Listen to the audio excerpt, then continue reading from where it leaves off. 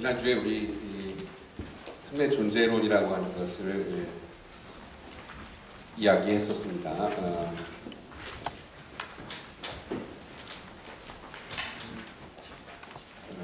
틈이 왜 존재론인가 이런 얘기도 했었고, 그러니까 틈이라고 하는 것은 어떤 의미로 설명할 수 없는 부분들을 포함하고 있기 때문에 우리가 보통 사는 세계라고 하는 것은 모두 일종의 의미 있는 세계죠. 의미의 구성체입니다. 의미의 구성체. 근데 틈이라고 하는 것은 의미의 구성체의 난 틈이기 때문에 의미로 설명할 수 없는 것이 존재한다. 뭐 이런 것이었고, 틈의 존재론이 생겨나게 된 이유는 사실은 신과 인간과 세계, 신 자체가 틈이 되어서 세계 속으로 들어오고, 또 신 자체가 틈이 되어서 인간 속으로 들어오고, 그래서 신, 인간 세계가 모두 내부에 어떤 빈 공간을 가진, 틈을 가진 그런 존재가 되었었습니다. 그래서 우리가 신과 인간 세계 모두가 저런 틈을 가진 것들이다. 이제 뭐 이런 얘기들을 했었고, 궁극적으로 제가 지금 말씀드리려고 하는 우정이나 사랑이나 환대나 모두 결국은 인간의 삶을 구성하는 것들인데, 그 삶이라고 하는 것 자체가 모두 그런 틈에 의해서 구성되는 동시에, 틈이라고 하는 것은 열림이니까요. 우리가 숨쉬는 공간인 동시에 우리가 온전하게 하나로 닫힐 수 없도록 만드는, 그래서 온전하게 닫힐 수 없다는 점에서는 불가능성이지만 그것이 우리에게 숨쉴 공간을, 그러니까 인간의 자유의 공간을 제공해 준다는 점에서는, 그러니까 신에게 초월적인 것에 또는 세계 속에 완전히 활용될 수 없는 어떤 빈 공간, 그러니까 자유의 공간을 제공해 준다는 거죠. 그러니까 인간을 둘러싸고 있는 세계, 그런 의미의 세계로 완전히 설명될 수 없는 틈을 가지고 있습니다. 또 인간은 신에게 완전히 종속될 수 없는 어떤 틈을 가지고 있죠. 신 자신도 알 수 없는 어떤 틈, 그런 것들을 가지고 있기 때문에 결국은 이 틈이 숨쉴 공간, 즉 자유의 공간이기도 하다. 뭐 그런 얘기들을 했었습니다. 지난 시간에 우리가 한 단락 정도밖에 하지 못해서 그 뒤에 것들을 조금 더 말씀드리겠습니다. 이제 틈이라고 하는 것을 여러 가지로 볼 수 있는데, 그 틈의 양상들을 조금 더 이야기해보죠. 신과 인간 세계는 충분히 설명이 되지 않았지만 이야기가 조금은 됐었고, 오늘은 이제 일단 법입니다. 법이라고 하는 것은 그러니까 일종의 구약의 십계명이죠. 그러니까 이제 십계명이라고 하는 것이 1번부터 3번까지는 신에 관한 것이고 5번부터 10번까지는 인간에 관한 것이고, 요 사이에 마치 무슨 틈처럼 신과 인간을 연결하는 동시에 분리하는 것처럼 제4계명이 있습니다. 이게 이제 안식일이라고 하는 계명이고, 안식일이라고 하는 것은 쉼이죠. 아무 일도 하지 않는 겁니다. 아무 일도 하지 않는 거고, 이 말 그대로 그냥 no work입니다. 아무 일도 하지 않는 거. 이쪽에 무위 같은 거죠. 무위. 그러니까 낭시 같은 철학자에게는, 장 릭 낭시라고 하는 철학자에게는 그 낭시의 대표적인 저작이 무위의 공동체죠. 무위의 공동체입니다. 그러니까 무위라고 하는 게 아무 일도 하지 않는다. 이 일이라고 하는 게 일종의 의미작용이죠. 어떤 것들을 만들어내는, 모든 의미를 만들어내는 작용을 워크라고 할 수 있다면, 그 워크가 중지되는 지점. 지난 시간에도 말씀드렸다시피 현대 철학은 모두 진리의 차원이 저 중지에 있습니다. 그러니까 의미의 중지라고 하는 것, 의미가 설명할 수 없는 의미의 틈이라고 하는 것이 이 진리가 발생하는, 또는 이제 그런 걸 보통 뭐 알랭 바디 같은 사건이라고 얘기하는데, 그 진리가 발생하는 사건 같은 것들인데, 그것이 이제 일종의 쉼이라고 하는 것으로, 틈이라고 하는 것으로 이야기되어 있습니다. 구약의 신은 세계를 처음 만들 때 마지막 날에는 아무 일도 안 하죠. 예, 마지막 날에는 앞에까지 이 모든 여러 가지 것들을 다 창조해내죠. 이런 창조 작업들을 하죠. 워크를 합니다. 창조 작업을 하고 마지막 날은 쉬죠. 아무것도 하지 않습니다. 그런데 사실은 저것이 창조라고 하는 것, 창조의 일정에 포함이 됩니다. 그러니까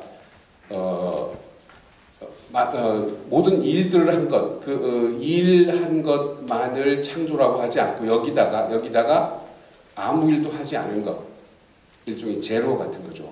0입니다. 0, 쉼. 아무것도 하지 않은 것, 저것도 포함됩니다. 물론 아무것도 하지 않은 날은 신이 말이죠. 신이 아무것도 하지 않은 날은 자기가 실제로 행하지 않았기 때문에, 아무것도 하지 않았기 때문에 신 자신도 모르는 틈일 수 있습니다. 신 자신도 모르는 틈일 수 있습니다.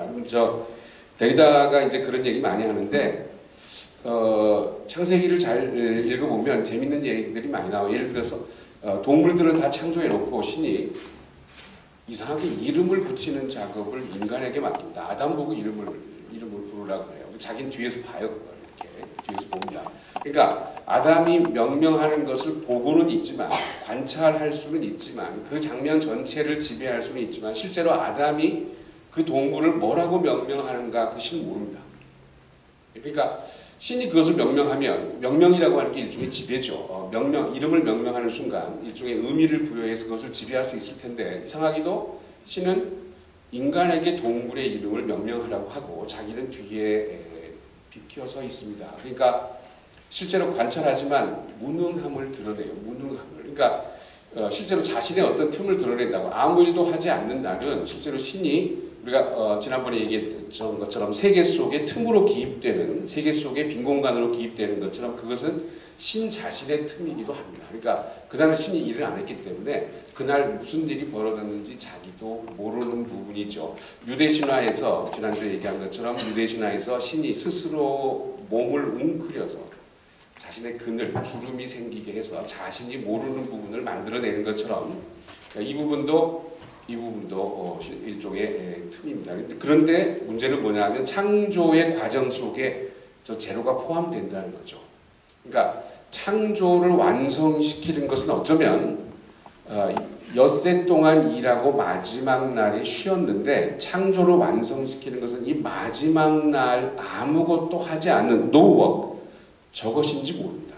저것이 실제로 창조 자체를 완성시키는지 몰라요. 그러면 우리는 창조를 완성시키는 것은 모두가 다 그 안에 아무 일도 하지 않은 어떤 틈이 포함되어야 완성된다라고 생각할 수 있겠죠. 그러니까 어떤 일을 완성시키는 것은, 이 워크 자체를 완성시키는 것은 이 워크에다가 뭔가 이 이념을, 이 제로라고 하는 것이 포함되어야 완성된다는 거죠. 그런데 저 제로는 저 워크를 완성시켜주는 동시에 워크 속에 제로가 틈이죠. 틈을 기입하기 때문에 워크 자체가 온전한 것이 아니라고, 온전하지 못한 상태로 워크 자체를 열어두는 역할을 하죠. 네? 늘 틈으로 남단 말이에요. 그러니까 이 워크라고 하는 것 자체가 이렇게 완결돼야 되는데, 이 완결되지 못하는 어떤 틈을 늘 열어두게 된다는 거죠. 그럼 워크는 항상 온전하지 못한 형태로만 존재할 수 있게 됩니다. 그래서 저 틈이라고 하는 게 온전하게 만들어주는 동시에 저것이 작동하게 되면, 더해지게 되면 다시 열리게 되죠. 그래서 온전하게 만들어주는 동시에 온전하지 못하게 만들어주는 어떤 가능성의 조건이자 불가능성의 조건이다. 뭐 이제 이런 이야기들이 나오게 되는 거죠. 자, 어쨌든 지금 우리 법 속에, 십계명이라고 하는 이 법 속에도 어떤 틈이 있고, 이 법을 가능하게 해주는 것은 사실은 이 사계명이라고 하는 틈, 법을 온전하게 해주는 이 틈, 그런 것일 수도 있고, 중간에 이 틈이 있음으로써 법은 항상 틈을 포함해야 닫힐 수 있다는 것. 그런데 틈을 포함하는 순간 다시 열린다는 것. 그렇죠? 그래서 법은 온전하지 못한 형태로 존재하게 됩니다. 저 법의 틈을 데리다 같은 철학자는 정의라고 부릅니다. 이게 이제 전체적으로 우리가 이제 법이라고 말할 수 있다면, 이 법이 갖는 어떤 틈을, 법이 갖는 내부적인 틈을 정의라고 justice라고 말할 수 있습니다. 그러면 정의라고 하는 것은 법을 가능하게 해주는 틈이기도 하고 법을 온전하지 못하게 만드는, 법이 온전하지 않다는 것을 보여주는 틈이기도 하죠. 그러니까 가능 조건이자 불가능 조건인데 만약에 저 틈이 없다면 우리는 법에 완전히 종속되는, 그러니까 주체라기보다는 법에 종속되는 기표로 끝나버리고 맙니다. 그러니까 이 자유의 가능성 자체가 사라져버리죠. 그래서 법에 완전히 종속되지 않도록 법 자체 내부에 어떤 틈을 기입하는 것이 주체의 행위입니다. 그리고 그것이 정의라고 하는 어떤 위상을 갖게 되는 거죠. 이러면 정의라고 하는 것도 존재론이지 의미론이 아닙니다.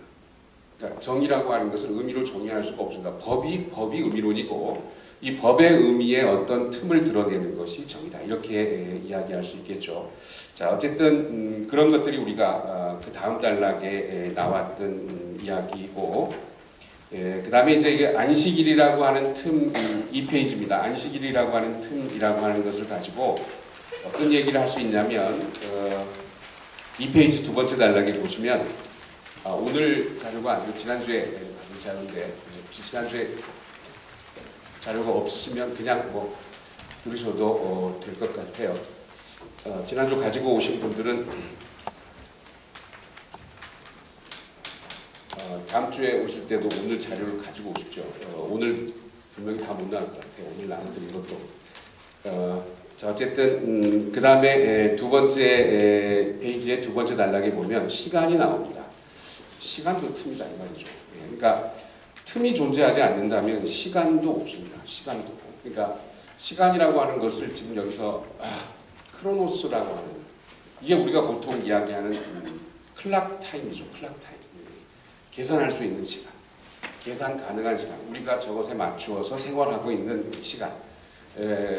인간의 삶에 어떤 의미를 만들어내는 시간. 이것이 크로노스라면 크로노스만 있는 게 아니라 카이로스라고 하는 것이 있습니다. 카이로스라고 하는 것. 그런데 크로노스와 카이로스는 서로 반대되는 개념이 아니고 크로노스와 카이로스는 서로 반대되는, 그러니까 이거는 그냥 단순히 계산 가능한 시간, 이것은 그냥 계산 불가능한 시간. 계산 불가능한 시간 이건 맞습니다. 계산되지 않는 시간이긴 하지만 저 두 가지가 대립인 것은 아닙니다. 대립관계가 아니라 크로노스라고 하는, 크로노스는 원칙이 뭐냐면 연속성이죠.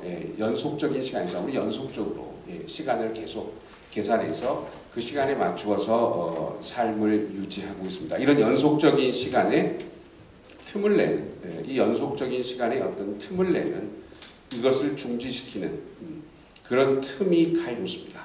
그런 틈이 카이로스. 그러니까 시간 자체가 접히는 주름, 시간의 주름, 시간 자체가 크로노스가 인식하지 못하는 틈, 크로노스가 인식하지 못하는 틈, 그것을 카이로스라고 부릅니다. 그러니까 이렇게 얘기할 수도 있겠죠. 이 뒤에 이제 이렇게 우정 얘기할 때도 우리가 그 얘기를 할 수 있는데, 우정 얘기할 때도 이러면 현재가 있고 과거가 있고 미래가 있잖아요. 이런 연속상의 시간, 이런 게 이제 크로노스라고 하죠. 그러니까 현재 이전에 과거가 있고, 그러니까 과거라고 하는 건 현재 이전에 있는 거고, 미래라고 하는 것은 현재 이후에 있는 거죠. 그런데 이런 연속성상의 시간에서 제일 많이 강조되는 것은, 가장 어떤 우월성을 가지고 있는 건, 프라이오리티를 가지고 있는 건 현재입니다. 그래서 현재가 대부분 과거를 어떻게 합니까? 끌어당겨요. 이미 과거라는 건 이미 지나간 거죠. 이미 지나간 건데 기억을 통해서 과거를 다시 불러들입니다. 현재 속으로 불러들여요. 왜냐하면 현재가 과거를 지배할 수 있게. 그럼 과거는 어떤 형태로 존재합니까? 현재가 기억할 수 있는 것만 과거예요. 그렇죠? 현재가 지배할 수 있는 과거니까 현재가 기억할 수 있는 것만 과거. 그래서 현재가 기억할 수 있는 과거만 의미를 부여받습니다. 과거인 것으로. 그러니까 실제로 현재가 기억할 수 없는 형태로 이미 사라져버린 과거, 이것은 사실은 존재하지 않는 것과 같다 이 말이죠. 왜냐하면 의미가 부여가 안 되니까. 그런데 현재라고 하는 것이 이 과거를 끌어당기고 미래는 어떻게 합니까? 미리 당깁니다. 현재로 미리 당겨요. 그러니까 미래의 특징은 뭐냐면 알 수 없음이죠. 예측할 수 없음이죠. 그런데 현재가 미래를 미리 당겨서 현재가 예측할 수 있는 것으로 만듭니다. 그러니까 우리 시대에 저런 그러니까 미래라고 하는 것은 데리다의 말대로 예측 불가능한 것만이 미래인데 우리 시대에는 예측 불가능한 그것 자체를 계속 없애죠. 대표적인 게 보험 같은 겁니다. 예측 불가능한 미래 같은 것들을 나중에 혹시 불이 나면 어떻게? 불이 나도 괜찮아. 보험금으로 지불해 줄게. 그러니까 예측 불가능성 자체를 체계적으로 없애죠. 그러니까 예측 불가능한 미래를 예측 가능한 것으로 만들어내는 거예요. 그게 이제 자본의 힘이죠. 그러니까 우리가 살고 있는 지금 이 사회에서 이 미래라고 하는 것은 어쩌면 예측 불가능한 미래라고 하는 것은 거의 없어 보입니다. 이 미래의 가능성 자체가 거의 없어 보입니다. 자, 그래서 어쨌든 현재가 과거를 끌어당기고요. 미래를 미리 당겨서 현재가 과거와 미래를 완전히 지배해서 현재 속으로 통합시킵니다. 이게 보통 크로노스가 하는 일입니다. 그러니까 과거는 그럼 뭘로 존재하냐면 과거 현재로 존재하고요. 미래는 뭘로 존재하냐면 미래 현재로 존재합니다. 그러니까 과거 현재, 미래 현재. 현재는 현재 현재. 그래서 결국 현재가 과거와 미래를 다 통합을 해냅니다. 그런데 카이로스라고 하는 이 시간은 오히려 과거와 미래라고 하는 그러니까 이럴 경우에 우리 이렇게 얘기할 수 있습니다. 이럴 때 현재가 과거와 미래를 완전히 통합해낼 수 있을 때 과거와 미래는 타자성 자체를 갖지 못하죠. 현재가 다 지배할 수 있는 거니까. 그런데 카이로스라고 하는 이 타자성은 과거와 미래가 현재 속으로 들어와서 현재가 통합해낼 수 있는 것이 아니라 현재 안에 틈을 만들어내는 겁니다. 현재가 지배할 수 없는 어떤 틈을 만들어내는 거죠. 그게 카이로스입니다. 그러니까 크로노스가 완전히 포섭할 수 없는 어떤 틈으로 작동하는 시간이 카이로스인데 데리다의 경우에는 데리다라는 철학자의 경우에는 이것이 항상 이 두 가지로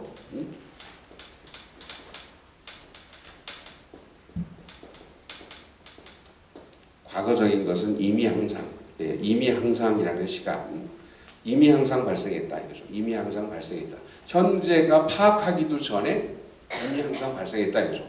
현재가 지배하려고 하면 그게 이미 항상 발생해가지고 현재의 손아귀를 벗어납니다. 그 다음에 난 아직 발생하지 않았습니다. 아직 발생하지 않았어요. 그러니까 아직 발생하지 않은 거기 때문에 현재 속에 포섭될 수가 없습니다. 그래서 늘 이 두 가지가 이미 항상과 아직 아닌이라고 하는 이것이 현재 속에서 어떤 틈으로 작동하면서 현재가 통합적인 현재, 모든 것을 하나로 통합할 수 있는 현재가 되지 못하도록 합니다.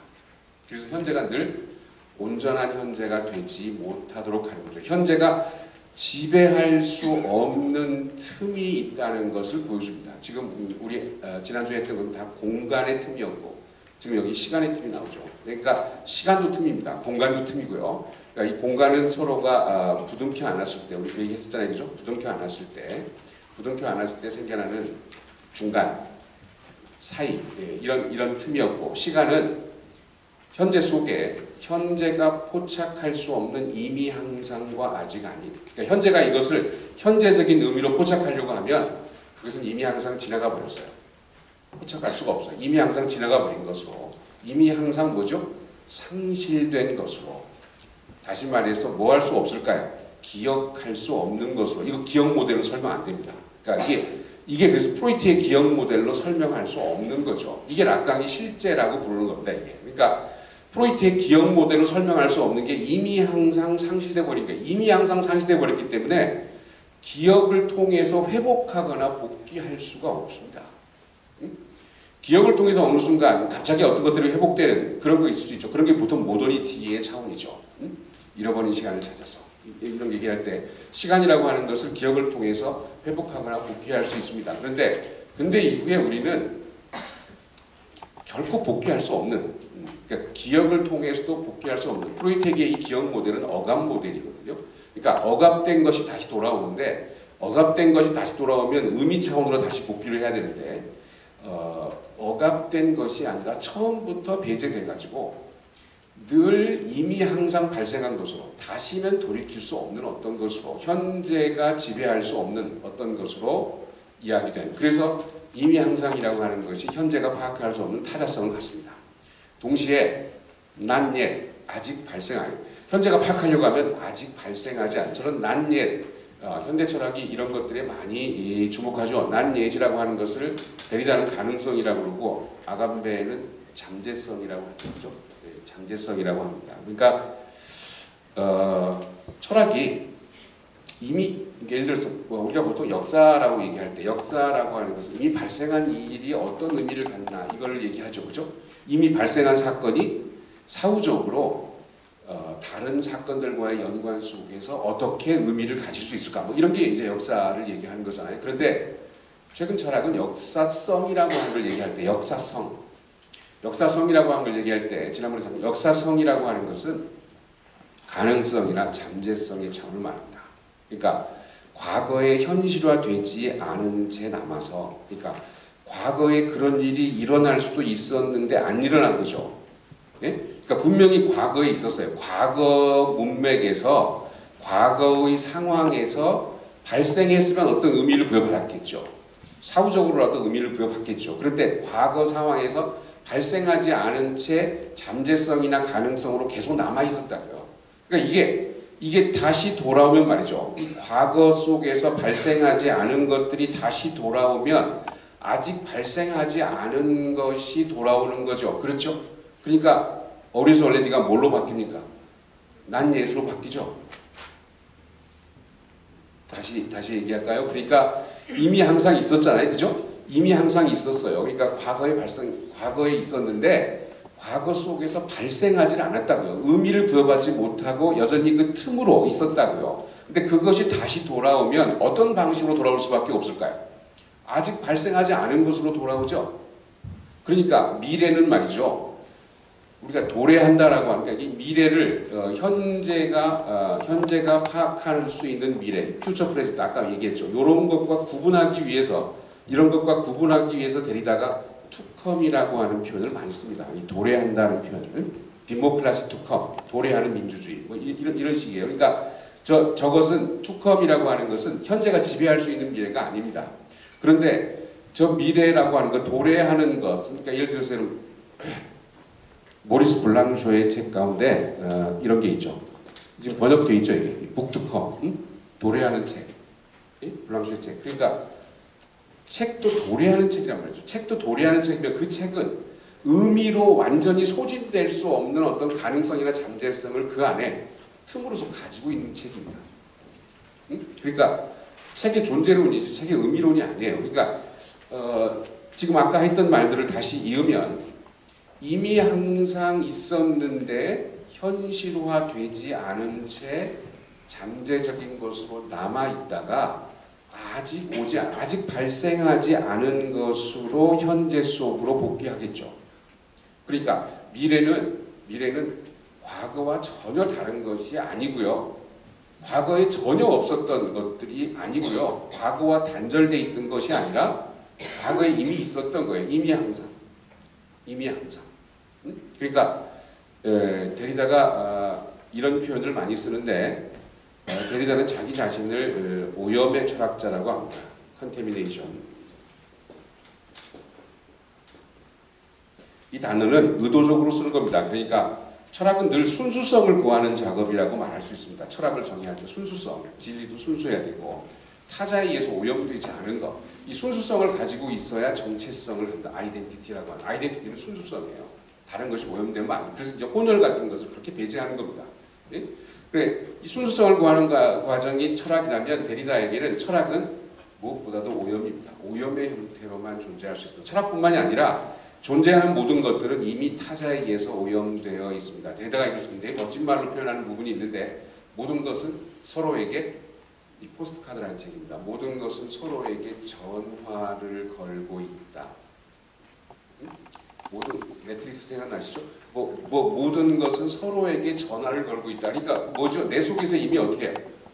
타자의 부르는 소리가 이미 울리고 있습니다. 내 속에서. 그 타자의 소리가 내 속에서 울리고 있어야 나는 나일 수 있어요. 나는 나로 존재할 수 있습니다. 그러니까 타자의 부름, 그 타자의 부름에 응답해야 나는 나일 수 있다고. 내 속에서 이미 전화벨이 울리고 있습니다. 모든 것은 서로에게 전화를 걸고 있습니다. 예, 그렇듯하죠. 예, 이거 프로이트식으로 옮기면 이게 뭘까요? 모든 것이 서로에게 전화를 걸고 있는 이게 뭘까요? 이런 거 뭐라고 그러죠, 여러분? 좀 잘 아시는 건데. 텔레파시죠, 이게. 텔레파시죠. 텔레라고 하는 것은 멀다는 뜻인데 굉장히 먼 거리에 보이지도 않는 거리에 있어도 페이소스 어떤 감정이 교환되는 거죠. 그러니까 내가 그만큼 열려 있다는 거죠. 타자가 이미 내 안에 들어와 있다는 거죠. 그러니까 그렇다면 말이죠. 그렇다면 이미 항상 있었지만 아직 실현되지 않은 가능성으로 남아 있다가 아직 오지 않은 것으로 현재 속에 복귀해서 현재의 틈을 냅니다. 현재의 틈을 냅니다. 그래서 모든 것은 이미 항상 발생했고, 그러니까 현재가 포착할 수 없어요. 모든 것은 이미 항상 발생했고, 이미 내 안에 있었어요. 타자는 이미 내 안에 있었다고요. 그렇지만 뭘로 있는 거죠? 가능성으로 있는 거죠. 가능성으로. 그래서 이 타자는 늘 뭘로 남아있어요? 와야 할 것으로 남아있습니다. 제 말 이해가시죠? 그러니까 예를 들어서 베냐민 같은 사람, 발터 베냐민 같은 사람이 역사를 정의할 때도 그런 건데요. 이 역사라고 하는 것은 베냐민에게 항상 승자의 역사죠. 그렇죠? 승자가 역사를 기록하죠. 승자의 관점에 따라서 역사를 기록하죠. 그런데 그 승자의 역사가 바뀔 수 있는 어떤 가능성, 그것을 중지시킬 수 있는 가능성은 어디에 있냐면 어디에 있겠습니까? 과거 속에 있었지만 실현되지 않은 채 남아있었던 승자의 역사를 전복시킬 수 있는 가능성으로 남아있었던, 그러나 아직 현실화되지 않은 채 남아있다가 난 옛, 아직 이게 아직 발생하지 않아야 의미가 포착해서 지배할 수가 없습니다. 그러니까 늘 아직 발생하지 않는 가능성이나 잠재성, 철학이 드디어 이제 가능성이나 잠재성이라고 하는 것을 이야기하게 시작되는 거죠. 그래서 이미 항상 있었던 것이 아직 아닌의 형태로 복귀하는 것. 그래서 현재의 틈을 내고 현재를 오염시키는 것. 예, 이것이 이 카이로스입니다. 데리다식으로 얘기하면 이것이 이 오염이고, 데리다식으로 얘기하면 이것이 메시아입니다. 데리다가 메시아를 정의하는 게 이거예요. 메시아는 그냥 와야 할 자, 난 옛, 아직 오지 않은 자, 요걸로 끝나는 게 아니고요. 이미 항상 있었던 자입니다. 이미 항상 있었던 자. 타자는, 이게 데리다가 말하는 타자예요. 이미 항상 내 안에 들어와 있지만 아직 발생하지 않은 것으로, 나의 틈으로 존재합니다. 의미하는 것이 아니라. 네? 존재합니다. 이 존재하는 거는요, 우리 이제 틈이 존재한다 이렇게 말씀드렸고, 틈의 존재로. 이 존재하는 것은 의미하지 않기 때문에, 예, 주장합니다. 고집스럽게 자신의 존재를 주장합니다. 제거될 수 없다고, 내가 여기 있다고 고집스럽게 자기 자신을 주장합니다. 이걸 락강이 뭐라고 표현하냐면 내 욕망을 타협하지 말라 이렇게 표현하죠. 그러니까 타협하지 말라. 그러니까 일종의 타협하지 말라고 하는 것이 일종의 고집스럽게 그것을 주장하는 것을 뜻합니다. 그러니까 틈은 의미하지 않지만 이미 항상 발생했지만 아직 오지 않은 형태로, 다시 말해서 현재가 파악할 수 없는 형태로 자기 자신을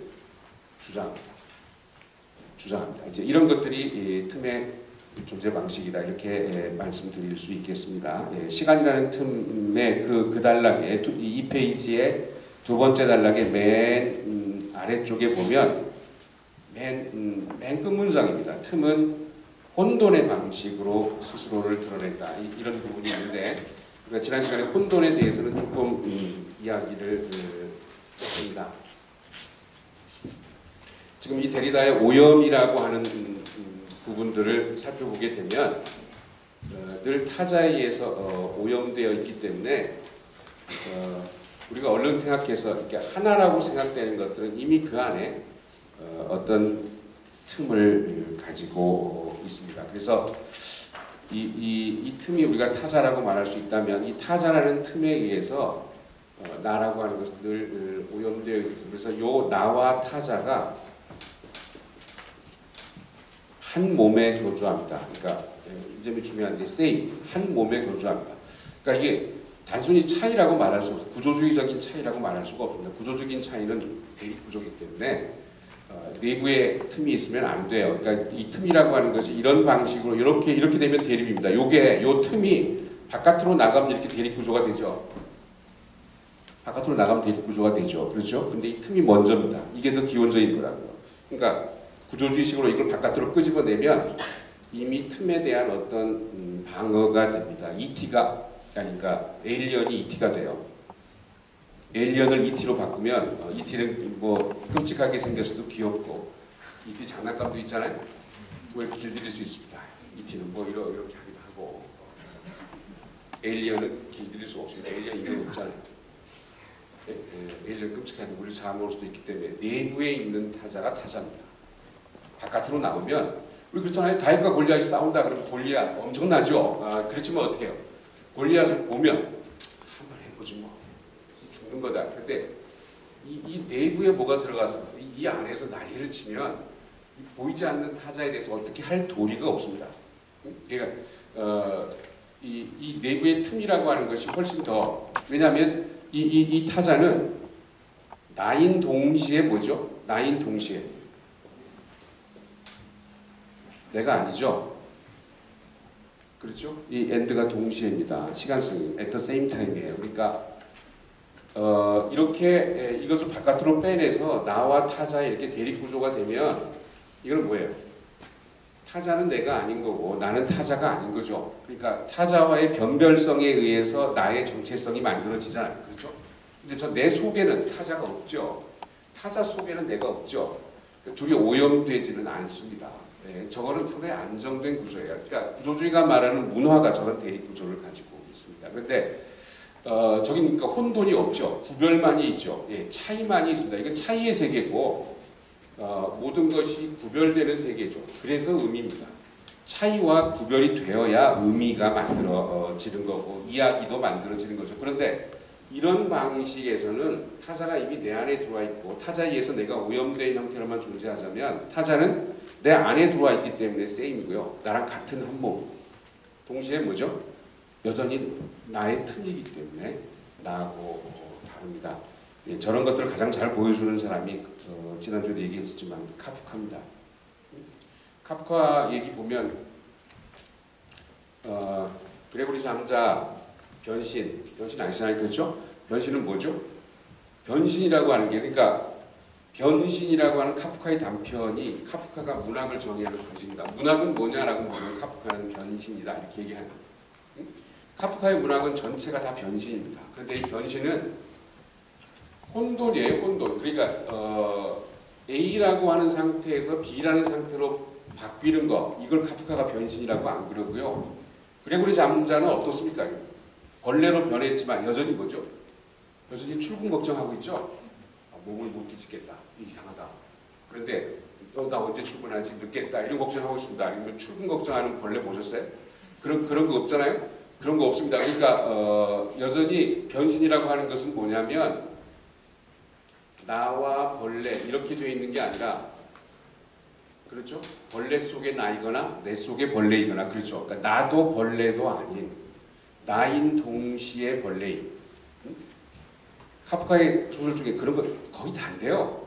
그 잡종이라고 하는 소설이 있습니다. 근데 이 잡종이라고 하는 것을 아버지한테 물려받았는데 요 어떻게 생겼냐면 반은 고양이고 반은 양이에요.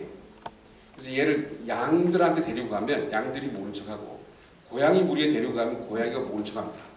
그러니까 얘는 니더 노아야. 이것도 아니고 저것도 아닙니다.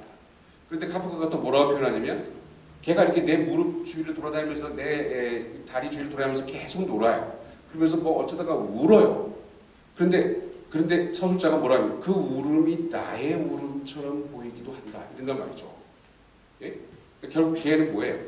고양이이자 양이자 인간이자 게다가 또 뭐라고 표현하냐면 걔는 고양이와 양의 육체를 짬뽕한 걸 가지고 있지만 잡종이지만 개의 영혼을 가지고 있는 것처럼 보인다. 뭐 이런단 말이죠. 개이자 인간이자. 응? 이런 걸 왜 쓰는 걸까요? 이런 걸 카프카가 이런 걸 왜 쓰는 걸까요? 이게 문학이라고 생각해요. 이게 문학이라고 생각하는 거예요. 잡종이 서로에게 오염된 것이. 예? 이게 나중에 이제 우리가 데리다의 동물 타자 같은 거 얘기할 때 그런 얘기들을 할 수 있습니다. 채플린의 영화 중에 시티라이츠라고 하는 영화가 있습니다. 다 보셨을 것 같은데 그 시티라이츠에 보면 아주 유명한 장면이죠. 많은 사람들이 인용하는 장면인데 뭐 호루라기를 삼키죠. 실수로 호루라기. 뭐 여러분 우리 그런 거 있잖아요. 뭐 이렇게 후 불면 앞에 나왔다가 여러분 그런 거 못 봤겠다. 우리 어릴 때 그런 거 많았는데 지금 그런 게 없어요. 이렇게 불면 앞에 뭐가 나오고 이런 게 있는데 레스토랑에서 뭐 음식을 먹다가 그거를 혼동하죠. 음식인 줄 알고 집어 삼킵니다. 그래서 뱃속에서 시도 때도 없이 호루라기 소리가 나와요. 자기가 통제할 수 없을 호루라기 소리가 나와요.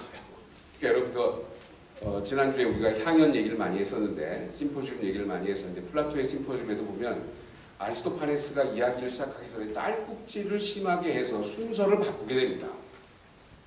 딸꾹질이 계속 나와가지고 자기 이야기할 차이가 됐는데 순서가 바뀌어요. 질서가 바뀐다고. 이건 철학에서 상당히 심각한 문제입니다. 오더 자체가 바뀌어요. 오더를 중지시킨다고요. 순서를 중지시키는 게 딸꾹질인데 이 딸꾹질을 어떻게 해요? 진정시킬 수가 없습니다. 응? 이 호루라기가 내 안에 들어가가지고 무슨 독창자를 데려다가 막 독창을 해요. 사람들이 조용히 듣고 있는데 호루라기 소리가 나옵니다. 채플린을 막 통제하려고 하는데 호루라기 소리가 나옵니다. 그래서 다 망치게 생겼어요. 그래서 바깥으로 나갑니다. 그런데도 호루라기 소리가 계속 나니까 동네 개들이 다 자기들 부르는 줄 알고 개들이 다 몰려오니까 개를 무서워하거든요. 채플린. 그래서 다시 안으로 들어가. 개들이 다 따라 들어와서 파티가 완전히 망가집니다. 그것을 중지시키는 틈. 이런 얘기 얼마든지 할 수 있습니다. 데리다가 샤워하고 나왔는데 제대로 옷을 입지 않은 상태로 샤워하고 바로 나왔는데 자기 기르는 고양이가 데리다를 쳐다보고 있습니다. 근데 데리다가 갑자기 부끄러움을 느껴요. 부끄러움을 느끼는 이유가 두 가지인데 하나는 이 동물의 시선 때문에 부끄러움을 느낀다는 것 이것하고 또 하나는 동물은 항상 벗고 있는데 이미 얘는 벗고 있잖아요. 이미 얘는 벗고 있는데 늘 입고 있던 사람이 잠깐 벗었는데 그 시선에 부끄러움을 느낀다는 사실 자체 그러니까 철학자가 동물의 시선에 노출됐을 때 부끄러움을 느낀다는 사실 자체가 데리다를 더 부끄럽게 만들어요. 그런데 부끄러움이라고 하는 건 레비나스나 데리다가 모두 다 부끄러움이 인간을 인간으로 만듭니다. 이게 동물에게는 없는 거예요. 동물은 부끄러움을 모른다는 거죠. 다 벗고 다니도 부끄러움을 모른다는 거예요. 그러니까 인간을 인간으로 만들어주는 게 부끄러움인데 동물의 시선 때문에 부끄러움이 생겼다면 그렇잖아요. 이 고양이가 자기를 쳐다봐서 부끄러움이 생겼다면 동물의 시선이 인간을 인간으로 만들어주는 거 아니에요? 동물의 시선 때문에 부끄러움이 생겼다면 부끄러움이 인간과 동물을 구분하는 거라면 동물의 시선 때문에 부끄러움이 생겼다면 동물의 시선이 인간을 인간으로 만들어주는 거 아니냐고요. 그럼 고양이가 날 쳐다보기 전에 나는 인간이었는가 동물이었는가 라고 데리다가 묻습니다. 여러분 뭐라고 해요? 그런 게 타자입니다. 그런 게. 그런 게 타자입니다. 그래서 늘 내 속에서 카프카 소설 중에 오드라덱이라는 게 있어요. 오드라덱. 이 오드라덱이라는 타자는 오드라덱을 막 설명해요. 이게 뭐 어원이 어디에서 왔고 이 이름이 어디에서 왔고 어떻게 생겼고 계속 설명합니다. 한 2달락을 길게 다 설명하는데 그 설명을 다 들으면 들을수록 오드라덱이 어떻게 생겼는지 알 수가 없어요. 들으면 들을수록 몰라. 그러니까 의미라고 하는 것이 증가하면 증가할수록 알 수가 없어. 오드라덱이 어떻게 생겼는지 뭐 어떻게 되는지 알 수가 없어. 게다가 이제 카프카의 표현이 허파를 가지지 않는 자의 웃음을 웃고 이거 오드라덱이에요.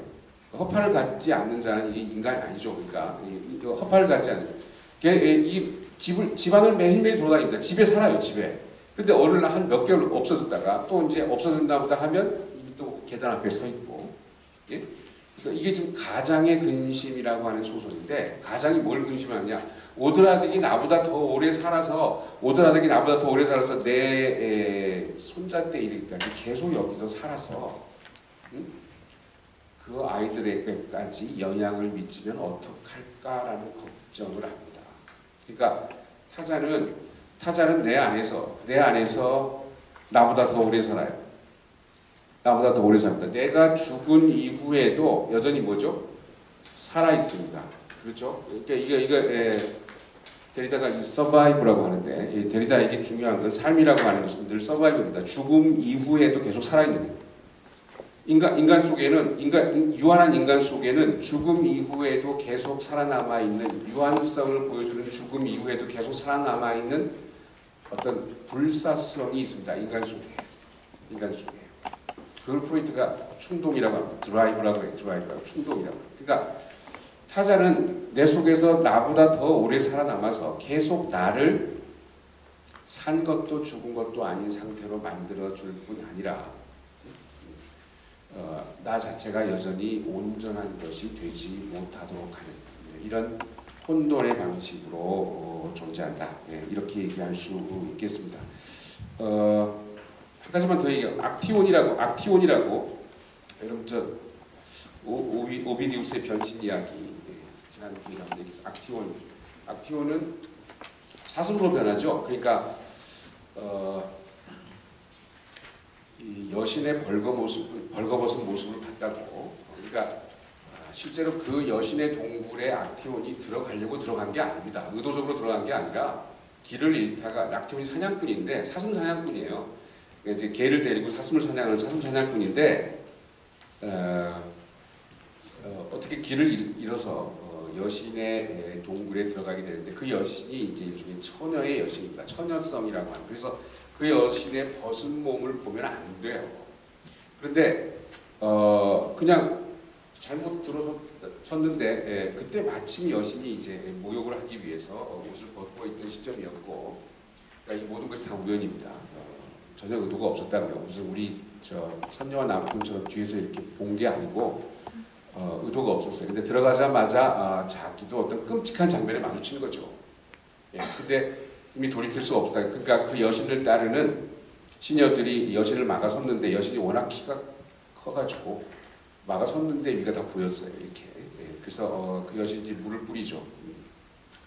어디 가서 이 처녀의 여신의 벗은 몸을 보았다고 말해봐라. 근데 이제 못 나간다는 거죠. 그래서 물을 끼얹는 순간 사슴으로 변합니다. 그래서 자신이 사슴 사냥을 할 때 기르던 사냥개에게 물려 죽어요. 이런 거 우리가 리버설이라고 하죠. 반전이라고 하죠. 그러니까 사냥꾼이었다가 사냥감으로 바뀌는 거죠. 사슴으로 바뀌는 거예요. 그래서 자기가 기르던 개들이 막 달려들어요. 자기한테. 자기를 사냥하기 위해서 막 달려들어요. 그 이제 개의 이름을 다 알아요. 그러니까 이 오비디우스가 거의 한 페이지를 개 이름을 부르는데 할애합니다. 그러니까 로마 시인인데 개가 굉장히 많았던 것 같아요. 로마 시대에도. 그리고 오비디우스가 개 이름을 많이 아는, 개를 많이 키웠나 봐. 그래서 여러 가지 개들 이름을 다 말하고 다 불러요. 야, 너 누구 이름인지 내가 다 아는데 왜 나를 불렀더니? 라고 이야기를 하는데 이 입에서 나오는 소리가 뭘까요? 사슴의 울음소리입니다. 언어가 안 나오고요. 사슴의 울음소리. 그리고 자기 자신은 머리는 뭐죠? 멀쩡하게 인간이에요. 그러니까 변신이 이런 거라. 인간과 사슴의 혼합물. 인간과 사슴의 혼합물. 그러니까 변신이라고 하는 것은 A라는 형태에서 완전히 다른 B라는 형태로 바뀌는 게 아니라 지난 시간에 우리 얘기했었죠. 포옹이라는 거 했었죠. 그렇죠? 포옹이라고 하는. 그러니까 여기 이 인간이 있고 여기 사슴이 있으면 인간에서 사슴으로 바뀌거나 사슴에서 인간으로 바뀌고 이런 게 변신이 아니고 인간과 사슴이 포옹하는 게 변신이라고. 그렇죠? 포옹하는 거. 둘이 껴안는 거. 사랑이라고 포옹이라고. 포옹하게 되면 항상 제3의 공간이 생긴다고 그랬죠. 둘이 포옹하게 되면 이렇게 두 가지가 딱 합쳐져 가지고 온전해지는 게 아니라 늘 이런 호응의 공간이 생깁니다. 그래서 1, 2, 3의 공간이고 이게 지금 우리가 얘기하는 혼돈의 공간이죠. 사슴도 인간도 아니에요. 그렇죠. 저 제3의 공간을 우리가 틈이라고 한다라고 생각하고 지젝 같은 사람은 헤겔의 변증법이 말하는 제3의 공간이 혼돈의 공간이라고 생각합니다. 그 데리다도 마찬가지입니다. 그러니까 변증법은 더 큰 어떤 것을 향해서 가는 것이 아니라 1도 2도 아닌 1과 2의 틈을 이야기한다. 이렇게 이야기하게 되는 거죠.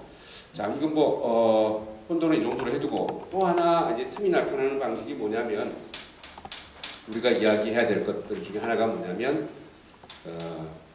이게 아주 중요한 얘기죠. 욕망도 틈입니다. 욕망도 틈입니다. 욕망이라고 하는 거. 거기 그 2페이지 맨 마지막에 욕망이라는 틈이 있어요.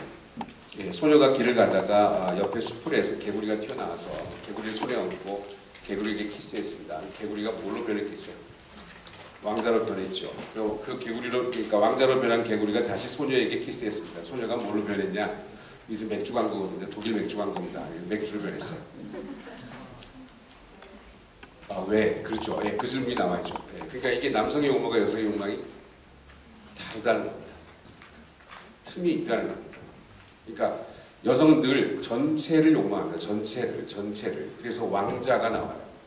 남성의 욕망은 대부분 다 부분 대상입니다. 그래서 맥주가 돼요. 남성은 대부분 여성을 욕망할 때, 그러니까 클로즈업이라는 기법 있잖아요. 클로즈업이라는 기법이 왜 나왔느냐? 남성의 욕망이 클로즈업이에요. 늘 부분을 확대합니다. 부분을. 예? 그렇죠. 마돈나, 옛날 김기덕이 마더나 뭐 이런 게 마돈나라고 아세요? 네, 마돈나라는 가수 있죠. 우리 때 마돈나가 저 나이 같습니다. 지금 꽤 많죠 나이가. 그러니까 이 마돈나의 뮤직비디오를 보시면 마돈나의 뮤직비디오는 미국 대학에서 문화연구의 가장 중요한 대학 수업 시간에 그걸 해요. 네? 그러니까 굉장히 잘 만들었어요. 마이클 잭슨의 뮤직비디오하고는 틀립니다. 마이클 잭슨의 뮤직비디오는 대부분 아주 판타지고 마돈나의 뮤직비디오는 미국 사회가 당면하고 있는 성인종 계급의 문제를 적나라하게 드러냅니다. 그래서 이제 그 문화연구의 일종의 그 텍스트가 되는데 거기 보면 그런 장면이 있어요. 그 남자들이 이렇게 앉아 있고 테이블 위에 여성이 있고요. 남자들 앞에 이렇게 열렸다 닫혔다 하는 문이 있습니다. 예? 그 문 사이로 여성을 보는 거야. 그 문이 열렸다 닫혔다 하는 식으로 여성이 보는 거예요. 그럼 항상 뭐만 보이죠? 여성의 부분만 보입니다. 대부분 그렇잖아요. 나는 허리가 가는 여자가, 난 다리가 예쁜 여자가 좋아. 응? 나는 가슴, 이렇게 늘 하다못해 속옷 광고를 할 때도 여성은 늘 부분으로 나타납니다. 남성은 늘 전체로 나타나고요. 응? 그러니까 클로즈업이라고 하는 기법이 발전한 것은 남성의 욕망이 부분적이기 때문에 부분 대상. 그 루시디라고 하는 사람의 소설 중에 한밤의 아이들 이런 소설이 있는데요. 거기 보면 자기 딸을 의사랑 결혼시키기 위해서 이제 나중에 장인이 되는 사람이 일종의 꾀를 냅니다. 그래서 그 의사를 불러보고 의사가 매주 오게 만들고 자기 딸을 진찰하게 해요. 그런데 이제 딸이 아픈 곳이 뭐냐면 딸이 아픈 곳을 진찰할 때 어떻게 하냐면 무슨 프로레슬러 같은 여자들이 이렇게 천을 이렇게 네 군데를 잡고 있고 중간에 구멍을 뚫어놨어요. 그리고 그 구멍으로 이렇게 부분을 보여줘요. 오늘은 여기가 아파요. 오늘은 여기가 아파요. 오늘은 여기가 아파요. 다들 치료했습니다. 그래서 이제 마지막은 엉덩이였습니다. 그래서 이제 엉덩이를 치료하려고 의사가 그 구멍을 통해서 엉덩이를 보는 순간 엉덩이가 빨개졌어요. 그러니까 일종의 그 부끄러움을 느끼는 거지. 부끄러움 느낄 때 엉덩이 빨개져? 모르죠. 네, 그런 일이 접시 모르죠. 근데 어쨌든 빨개져요. 네. 그리고 나서 의사가 그 딸과 결혼합니다. 그게 무슨 말이겠어요? 남성의 욕망을 자극하는 것은 처음에 전체를 보는 게 아니라 부분이랍니다. 부분만 보죠. 부분만. 이 부분 대상이 욕망을 부릅니다. 부분 대상이. 부분 대상. 어쨌든 욕망은 틈은 틈인데 우리가 이제까지 얘기했던 것과 조금 다른 틈인데 이게 뭐냐면 욕망은 메꿀 수 없는 틈입니다. 예, 욕망 결코 메꿔지지 않습니다. 예, 욕망이 지속되기 위해서는 틈이 지속돼야 되기 때문에 이게 메꿔지면 안 됩니다. 메꿔지면 욕망 자체가 사라져버리잖아요. 욕망은 대상에 의해서 촉발되기는 하지만 나 저거 갖고 싶어. 그런 욕망이 생기죠. 그렇지만 대상이 욕망을 결국 충족시켜주지 못하잖아요. 그거 갖는 순간 어떡하죠? 저게 더 것 같은데. 다음에 와서 저거 꼭 사야지. 그리고 와갖고 이제 그 다음에 가서는 또 어떻게 그거 사면 다른 게 더 예뻐 보이고 그렇잖아요. 예, 그러니까 욕망은 늘 대상을 따라서 이동합니다. 환유적으로 이동하기 때문에 결코 충족되지 않는 어떤 것으로 남습니다. 그러니까 욕망은 틈은 틈이지만 늘 충족될 수 없는 것으로 남아 있습니다. 이 욕망의 문제점이 뭐냐면 우리 이제 이 다음 주에 사랑이라고 하는 것을 얘기할 텐데 욕망과 사랑이라고 하는 게 다른 점이 이제 그런 건데 이게 이제 욕망의 문제이기도 한데요. 욕망을 보여주는 사랑, 그 대표적인 게 뭐냐면 영어로 커트리 러브라고 하는데 이 궁정풍 사랑이라고 하는 건데 이게 이제 기사들의 사랑입니다. 기사가 있고 여기 이제 귀부인이 있잖아요. 예, 이게 기사는 귀부인을 사랑합니다. 그런데 귀부인은 대체로 영주의 부인이에요. 자기를 고용한 영주의 부인이라고요. 그래서 대부분 보면 영주의 부인이 유혹하죠, 기사를. 저 커트리 러브에 관한 시들이 많아요. 그러니까 소네트나 이런 시들이 많습니다. 영국 시에 보면 뭐 이제 영주가 사냥을 떠나고 이제 궁궐에 이제 기사를 보고 널 여기 지켜라. 그리고 이제 영주 부인하고 남아 있으면 영주 부인이 유혹하죠. 궁궐에 우리밖에 없는 것 같아요. 뭐 이러면서 유혹을 한단 말이죠. 근데 기사가 그 유혹에 빠지면 죽습니다. 죽죠. 네, 바로 죽습니다. 대부분은 다 영주들이 그런 낌새를 알아차리고 너 여기 남아 오늘은 이러고 가거든 사냥을. 그리고 또 다른 놈을 시켜서 감시를 하게 한단 말이죠. 그러니까 기사가 그걸 잘 알아요. 그러니까 귀부인과 사랑에 빠지면 귀부인을 위해서 목숨을 바칩니다. 여러분 대충 그렇잖아요. 그렇죠? 예? 귀부인 대신 싸움에 나가서 목숨을 바칩니다. 목숨을 바치고 싸움을 해요. 그러니까 목숨을 바치는 사랑이기는 한데 귀부인은 여전히 욕망의 대상으로 남아야지 귀부인을 사랑하게 되면요. 기사는 죽습니다. 그래서 귀부인과의 거리를 계속 유지해야 돼요. 그 유혹에 빠져서는 안 됩니다. 그래서 욕망은 이 거리 유지가 굉장히 중요합니다. 이 거리 유지가. 그래서 이 거리 때문에 욕망이 생겨요. 거리 때문에 사랑이 생긴다고. 이루어질 수 없기 때문에 사랑합니다. 이루어지는 것이 아니라, 거리가 없어지는 것이 아니라 그 거리가 극복될 수 없기 때문에, 그래서 이제 이렇게 극복될 수 없는 거리가 만들어내는 게 주로 뭐냐 하면 이게 이제 보통 욕망과 늘 결부돼서 이야기되는 게 판타지죠. 판타지입니다. 네. 욕망은 늘 어떤 판타지를 가지고 있습니다. 그래서 언젠간 판타지 그런 거죠. 언젠간 치토스가 판타지예요. 언젠간 먹고 말 거야. 네. 그게 요즘 안 나오나? 그거 먹으면요. 먹으면 끝납니다. 치토스 그만 나와요. 제품 끝이야. 그러니까 치토스가 계속 나오려면 계속해서 광고는 치토스를 못 먹어야 돼. 못 먹어야 광고됩니다. 여러분 탐과 제리에서 보면 탐이 제리를 완전히 잡으면 그 시리즈 끝이에요. 네? 여전히 그렇지 탐도 어떻게 해요? 안 죽잖아요. 불사잖아요. 네? 벽에 부딪히거나 차에 치여도 어떻게 해요? 차에 친 형태로 됐다가 다시 형상이 회복되죠. 불사지 불사. 임모탈리티를 보여주는 거예요. 탐과 제리라고 하는데 인간이 갖지 못한 임모탈리티를 보여주는 건데 그게 욕망이라. 그게 욕망은 오래 지속됩니다. 안 죽어요. 예? 내가 죽어도 어떻게 해요? 내 욕망은 계속 살아있어요. 내 욕망이 계속 살아있다고요. 그러니까 욕망이라고 하는 것은 결코 성취될 수 없는 거리를 가지고 있고 판타지. 순수의 시대라는 영화 아세요? 저번에 뭐 TV에서도 하더라. 순수의 시대라고 하는 그 순수의 시대 보면 자기가 좋아하는 여자 그런데 이혼했어요. 자기하고 친척이고 자기는 이미 약혼했어요. 이 여자랑 도저히 불가능해요. 그래서 여러 가지 장애물 때문에, 원래 장애물 때문에 사랑이 지속되죠. 여러 가지 장애물 때문에 사랑을 제대로 하고 있지 못하고, 그렇지만 그 여자에 대한 어떤 욕망은 계속 가지고 있습니다. 근데 자기 부인도 죽고 자기 아들도 이해한다고 하고 마지막에 자기가 사랑했던 여자가 살고 있는 곳으로 가죠. 그래서 자기 아들을 먼저 올려보낼 건데요. 금세 올라가마. 이제 모든 장애물이 다 제거됐습니다. 드디어 이제 이 여자는 결혼해도 아무 문제가 없어요. 그런데 안 올라와서 아들이 내려다 보니까 없죠. 그 자리에 없습니다. 그냥 떠납니다. 그런 게 욕망입니다. 그게 순수의 시대입니다. 왜 그랬을까요? 응? 지금 그 여자 봐봤자 이미 늙어서 쭈글쭈글한 자기가 간직하고 싶은 여자는 젊었을 때 결코 가질 수 없었던 늘 쓸쓸한 뒷모습을 가지고 해변가를 쳐다보고 있었던 그 젊은 시절의 아름다웠던 자기가 가질 수 없었던 금기된 대상, 그것을 판타지 속에 계속 간직하고 싶은 거예요. 지금 모든 그 금기 자체가 사라져 버렸을 때 갑자기 그 판타지 대상이 뭐가 사라집니까? 빛을 잃습니다. 빛을 잃습니다. 그래서 갑자기 어떻게 보여요? 쭈글쭈글. 당신이 그 여자예요? 내가 사랑했던 사람이 당신인가요? 이렇게 된다고요. 그러니까 판타지 대상으로부터 물러납니다. 판타지 대상 바깥으로 나와버린다. 그걸 견디지 못해요. 욕망의 주체는.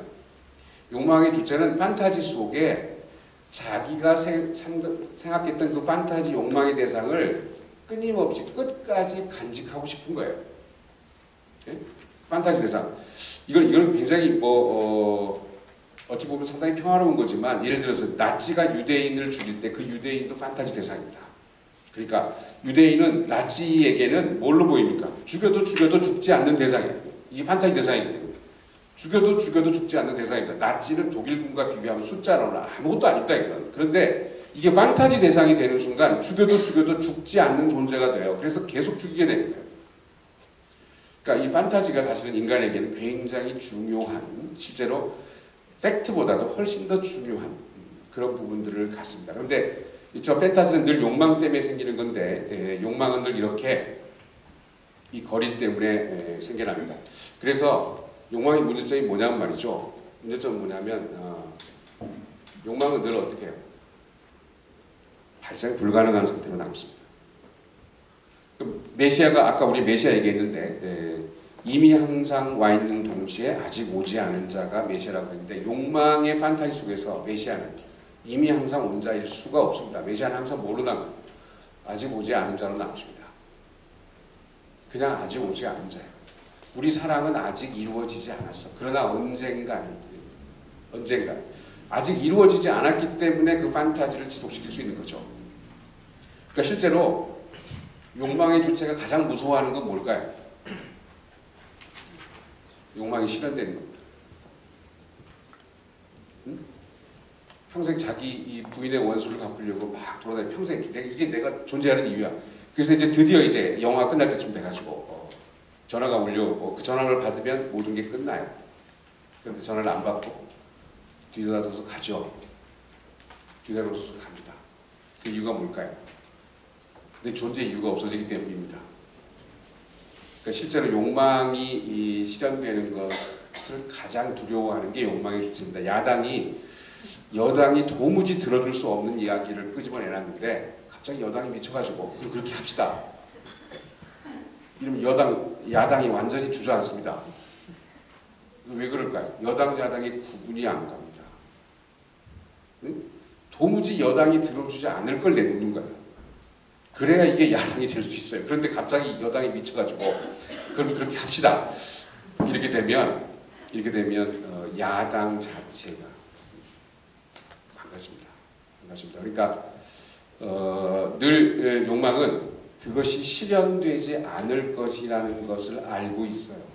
실현 불가능한 것을 알고 있습니다. 그래서 이 틈이라고 하는 것이, 욕망이 우리가 앞에서 얘기했던 틈과 뭐가 다르냐면, 타자가 어떻게 해요? 안으로 들어오지 않고 결코 우리가 접근할 수 없는, 귀부인은 접근 불가능한, 이게 일로 들어오면 내가 죽습니다. 내가 계속 귀부인에게 가까이 가지만 결코 온전하게 귀부인에게 다가설 수 없는, 그러니까 욕망이라는 틈은 내 안에 난 틈이 아니라 내 바깥에서 내가 결코 접근할 수 없는 것으로 남습니다. 네, 그게 욕망이 지금 이제까지 얘기했던 것들과 다른 의미예요. 사랑은 뭘까요? 사랑은 이게 귀부인과 기사가 어떻게 해요? 들어오는 겁니다. 이게 사랑입니다. 이렇게. 그래서 귀부인과 기사가 겹치는 부분이 있는 게 이게 사랑이고, 욕망은 여전히 접근 불가능한 형태로 남아있는 것. 그게 욕망입니다. 그래서 욕망과 사랑을 구분할 때도 우리가 이제 이건 다음 시간에 조금 더 이야기들을 하도록 하죠. 그래서 어쨌든 욕망도 틈이다. 거기 그 3페이지에 보면 충동이라는 게 나오는데요. 그냥 지나가면서 잠깐 말씀드리면 충동이라고 하는 게 충동이 사랑과 연관이 되어 있어요. 충동이. 그래서 이제 욕망이 아니라 충동인데 그 얘기 잠깐 말씀드리면 아까 우리가 얻을 수 있는 건 뭐예요? 그 왕자와 소녀 커플이 아니라 그렇죠? 개구리와 소녀든가 왕자와 맥주든가 그렇죠? 네? 그러니까 이게 욕망이 비껴가는 거예요. 그러니까 우리가 얻을 수 있는 것은 대부분 우리 뭘 원합니까? 디즈니식으로 얘기하자면 왕자와 소녀죠. 그렇죠. 개구리가 왕자로 변해가지고 소녀를 껴안아 이렇게 돼야 디즈니식의 엔딩이 되지. 그런데 그게 아니고 뭐 그렇잖아요. 무슨 뭐 많이 보셨죠? 무슨 겨울 왕국, 무슨 레디고 맨날 이런 거. 거기도 마지막에 그 눈사람이 나오는데 눈사람이 어떻게 여름에도 잘 돌아다니죠. 위에 뭘 하나 두고 녹지 않잖아요. 그렇죠? 그런 식의 화해가 리버럴리즘이에요. 다양성을 통해서 화해하니까 전혀 화해할 수 없는 것들이 화해되는 거야. 눈사람이 어떻게 여름에 다녀요. 그러니까 그 두 가지가 다 화해되는 거예요. 얼음을 얼게 하는 능력과 동시에 엘사가 가지고 있는 게 뭐예요? 얼음을 얼게 하는 능력뿐만 아니라 얼음을 녹일 수도 있는 능력을 자기 좀 모르지만 그걸 이미 가지고 있잖아요. 그러니까 이미 그 안에 화해의 가능성을 품고 있습니다. 그러니까 그 틈이 없는 거지. 이제 그런 것이 리버럴리즘입니다. 그런 것이. 근데 아까 얘기했다시피 욕망 자체가 이미 비껴갑니다. 그래서 우리는 왕자와 소녀 커플을 얻을 수 있는 게 아니라 왕자와 맥주 얻을 수 있는 게 그것밖에 없어. 왕자와 맥주 아니면 소녀와 개구리. 이게 욕망도 비껴가잖아요. 이렇게. 그러니까 우리는 욕망의 판타지 중에서 뭘 꿈꿀까요? 왕자와 소녀를 꿈꾸죠. 꿈꾸지만 결국 그 커플을 가질 수가 없다고. 실제로 욕망이라고 하는 비껴가기 때문에 남성의 욕망과 여성의 욕망이 틀리기 때문에 여성은 늘 전체를 원하고 남성은 늘 부분을 원하기 때문에 이게 꼭 생물학적으로 들어맞는 얘기는 아닙니다. 네? 꼭 생물학적 얘기는 아니에요. 그러니까 여성 쪽에 속하는 남성들도 있을 수 있고 남성 쪽에 속하는 여성들도 있을 수 있어요. 그런데 여기서 이제 이 욕망에 비껴가면서도 빠지는 것이 뭡니까? 빠지는 것이 개구리와 맥주죠. 아니 그러니까 왕자와 맥주, 소녀와 개구리 이렇게 얘기했지만 실제로 여기서 빠진 게 뭐예요? 개구리가 맥주를 들고 있는 거죠. 이건 영화가 안 됩니다. 그러니까 앞에 두 이야기는 욕망의 판타지이기 때문에 영화가 되지만 개구리가 맥주 들고 있는 개구리 이건 영화가 안 돼. 사람들이 끔찍하다고 생각한다고요. 이게 충동입니다. 이게. 네? 그러니까 충동은 욕망의 판타지 자체를 겹쳐 놓으면 충동이 돼요. 네? 그러니까 이게 사랑의 차원입니다. 아까 말한 것처럼. 네? 이게 끔찍하죠. 여러분 킹콩은 금발의 여인을 좋아하죠. 그러니까 보통 금발의 여인이 갖는 욕망은 킹콩같이 힘이 센 남자예요. 이 영화가 되잖아요. 반대로 남자들이 좋아하는 건 누구죠? 여성 사이보그 같은 거, 안젤리나 졸리가 연기하는 여성 사이보그 같은 거, 모든 걸 다 해주는 여자. 내가 아무것도 안 해도 모든 걸 다 해주는 여자. 이걸 좋아한다고. 응? 그런 여전사를 좋아한다고. 그런데 킹콩과 사이보그 여전사 이건 안 되잖아요. 이 커플은 안 됩니다. 킹콩과 사이보그 여전사를 가지고 영화를 만들면요, 그 영화가 안 돼요. 욕망의 판타지 작동 안 된다고. 이건 끔찍하다고. 둘이 싸우면 할걸. 그러니까 그런 차원이 충동입니다. 그러니까 대부분 욕망은 그럼 어떻게 할까요? 충동의 차원을 배제합니다. 맥주를 든 개구리라든가 사이보그 여전사와 킹콩이라고 하는 이런 겹쳐지는 틈, 이런 부분들을 배제해야 욕망의 판타지가 가능해집니다. 근데 그 충동의 차원이 끔찍한 충동의 차원이 바로 바로 사랑입니다. 예, 그 사랑 얘기는 우리가 다음 주에 더 얘기하도록 하죠. 일단은 욕망이라고 하는 틈을 조금 생각을 해보시기 바랍니다. 그 다음에 이제 4페이지 보시면 지난번에 우리가 얘기했던 것을 거기 좀 다시 정리를 해놨습니다. 낭시라는 철학자에게 세계의 창조, 틈을 기입한다고 했죠. 세계의 창조는 일반적인 등가성을 배경으로, 등가성이라고 하는 게 이퀴벌런스예요. 지금 우리가 살고 있는 세계가 다 등가성이죠. 평등이라고 하는 등가성에 의해서 움직여져 있고, 이 등가성이라고 하는 것은 대부분 자본에 의해서 통제되죠. 등가성이나 다양성은 모두 자본에 의해서 통제되는 그런 등가성의 세계입니다. 모든 것을 다 양으로 환산하는 그런 세계죠. 양으로 모든 것을 환산할 수 있는 세계. 그 세계에 틈을 기입하는 것이 지금 우리 틈의 존재론이기 때문에 낭시 같은 철학자에게 자본주의라고 하는 등가성의 세계, 자본주의라고 하는 등가성의 가치가 조직되어 있는 세계, 자본주의에 의해서 모든 것이 등가성의 가치에 조직되어 있는 이런 세계에 어떤 틈을 내는 것이 자본주의를 넘어서는 방법이라면, 그런 점에서 이 틈의 기입은 낭시에게 굉장히 중요한 것이 됩니다. 그래서 자본주의는 글로벌라이제이션을 통해서, 전 지구화를 통해서 세계 자체를 온전히 닫으려고 하지만 실제로 그 닫힐 수 없는 어떤 틈을 기입하는 것이 낭시라는 철학자에게는 굉장히 중요한 일입니다. 그래서 한 문장만 더 읽어보면, 내부적인 틈을 갖지 않는 닫힌 개인들이, 이게 개인이죠. 개인이라는 말은요, 이제 근대에 나온 말인데, 근대 이전에는 개인이라는 개념이 없었죠. 근데 이 개인이 문제가 뭐냐면 닫힌 겁니다. 닫혀 있습니다. 열리지 않아요. 틈이 없어요, 개인은. 응? 그러니까 궁극적으로 개인들의 공동체라는 말 자체가 불가능합니다. 개인은 닫혀 있습니다. 그러니까 그렇지 않겠어요? 낭시가 공동체라고 말하는 것은 뭐냐면 이렇게 닫힌 개인들이 이렇게 모여 있는 거, 이런 거 공동체 아닙니다. 이 개인들이 모여 있는 거, 이런 공동체가 아니에요. 이걸 공유하는 게 하나도 없잖아. 네? 모두 다 닫혀 있는, 이게 다양성의 세계입니다. 모두 다 닫혀 있으니까 닫힌 사람들을 독립적인 것으로 다 인정해 주자. 이건 그냥 다양성의 세계고, 여기서 할 수 있는 것은 뭐밖에 없을까요? 동등한 가치를 갖도록, 이퀴버런스, 동등한 가치를 갖도록, 이게 더 우월하고 이게 더 우월하지 이러지 않고 동등한 가치를 갖도록 다 뭐죠? 절충하고 조화를 이루고 타협하고 이런 것 말고는 아무것도 없습니다. 실제로 지금 우리 시대의 민주주의라고 하는 게 다 저런 거잖아요. 절충하고 조화하고 타협하고. 낭시가 말하는 공동체는 이게 아니고요. 개인이 아니라 주체는 개인이 아닙니다. 주체는 온전히 닫힐 수 없는 어떤 틈을 가지고 있습니다. 또 이 주체도 온전히 닫힐 수 없는 어떤 틈을 가지고 있습니다. 이 틈을 어떻게 하는 걸까요? 공유하는 것. 쉐어링. 틈을 공유하는 것. 모두 다 틈을 가지고 있기 때문에 그 열림을 공유하는 것. 그러니까 저 열림이라고 하는 것은 어떤 자질이 아니죠. 너와 내가 어떻게 비슷하기 때문에 우리는 공동체가 될 수 있어. 그런 뜻이 아니죠. 저건 자질이 아닙니다. 저거는 틈이기 때문에, 틈은 계속 얘기했죠. 의미론이 아니라고요. 존재론이기 때문에 인간 존재 자체가 저렇게 열려 있어요. 타자가 내 안에 들어와 있어야 내가 나일 수 있다고요. 그래서 존재론적으로 공동체가 가능한 거죠. 응? 저게 만약에 무슨 공통적인 자질이라면 그 자질이 없어지면 어떻게 돼요? 결코 열지 않죠.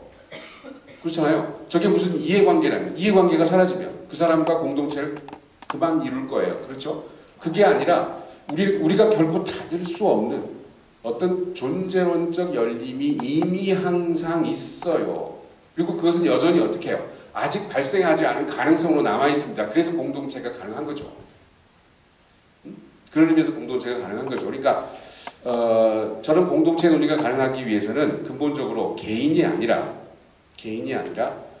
주체가 필요합니다. 개인이 아니라. 개인이라고 하는 건 닫혀 있는 거예요. 내부적 틈을 갖지 않는 닫힌 개인들이 계산 가능하고 교환 가능한 가치들에 의하여 묶여 있는 등가성은, 우리 틈의 존재론을 얘기하는, 틈의 의미론을 얘기하는, 틈의 의미는, 우리 시대의 의미라고 하는 건 다 계산 가능하고 교환 가능한 가치들이잖아요. 우리 시대 친구는 다 뭐죠? 페이스북이나 SNS를 통해서 다 뭐죠? 몇 명이야? 너 팔로워가 몇 명이야? 2,000명, 7,000명. 나는 친구 뒷담 많다. 나는 7,000명이고 너는 2,000명. 모두가 다 친구가 뭐죠? 계산 가능. 숫자로. 예. 아간베 같은 철학자가 그래요.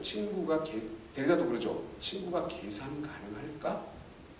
계산할 수 있는 게 친구일까? 그렇죠? 예. 그러니까 지금 우리 시대는 자본주의나 민주주의라고 하는 것은 대부분 다 이렇게 계산 가능하고 교환 가능한 가치들이 묶여 있습니다. 문제는 틈의 존재는 틈은 계산도 안 되고 교환도 안 됩니다.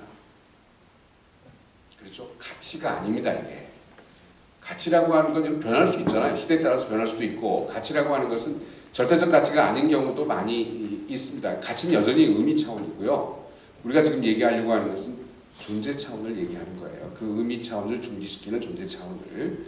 그래서 그 단락 아래서 세 번째 줄에 보면 틈을 사유함으로써 우리는 등가성에 대한 전쟁을 선포하고자 한다.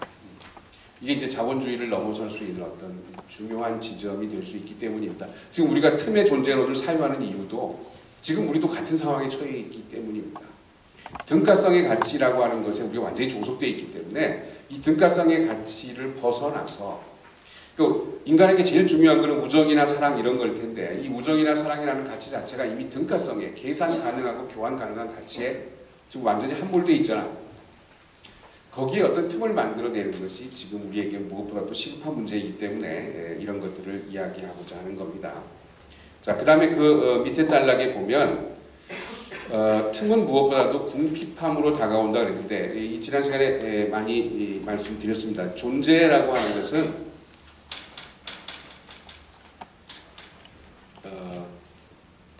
존재는 무엇보다도 궁핍함입니다. 존재는 왜 궁핍하냐? 의미가 아니에요. 의미가 우리를 풍요롭게 하죠. 의미가 원래 인간은 텅 빈 존재입니다. 텅 비어 있어요. 그냥 빈 공간이라고요. 텅 비어 있는데 우리 올 때 텅 비어서 오고 갈 때도 텅 비어서 가잖아요. 텅 비어 있습니다. 존재 자체는 텅 빈 존재. 이게 낭시 같은 사람이 이렇게 표현하는데 abandoned being.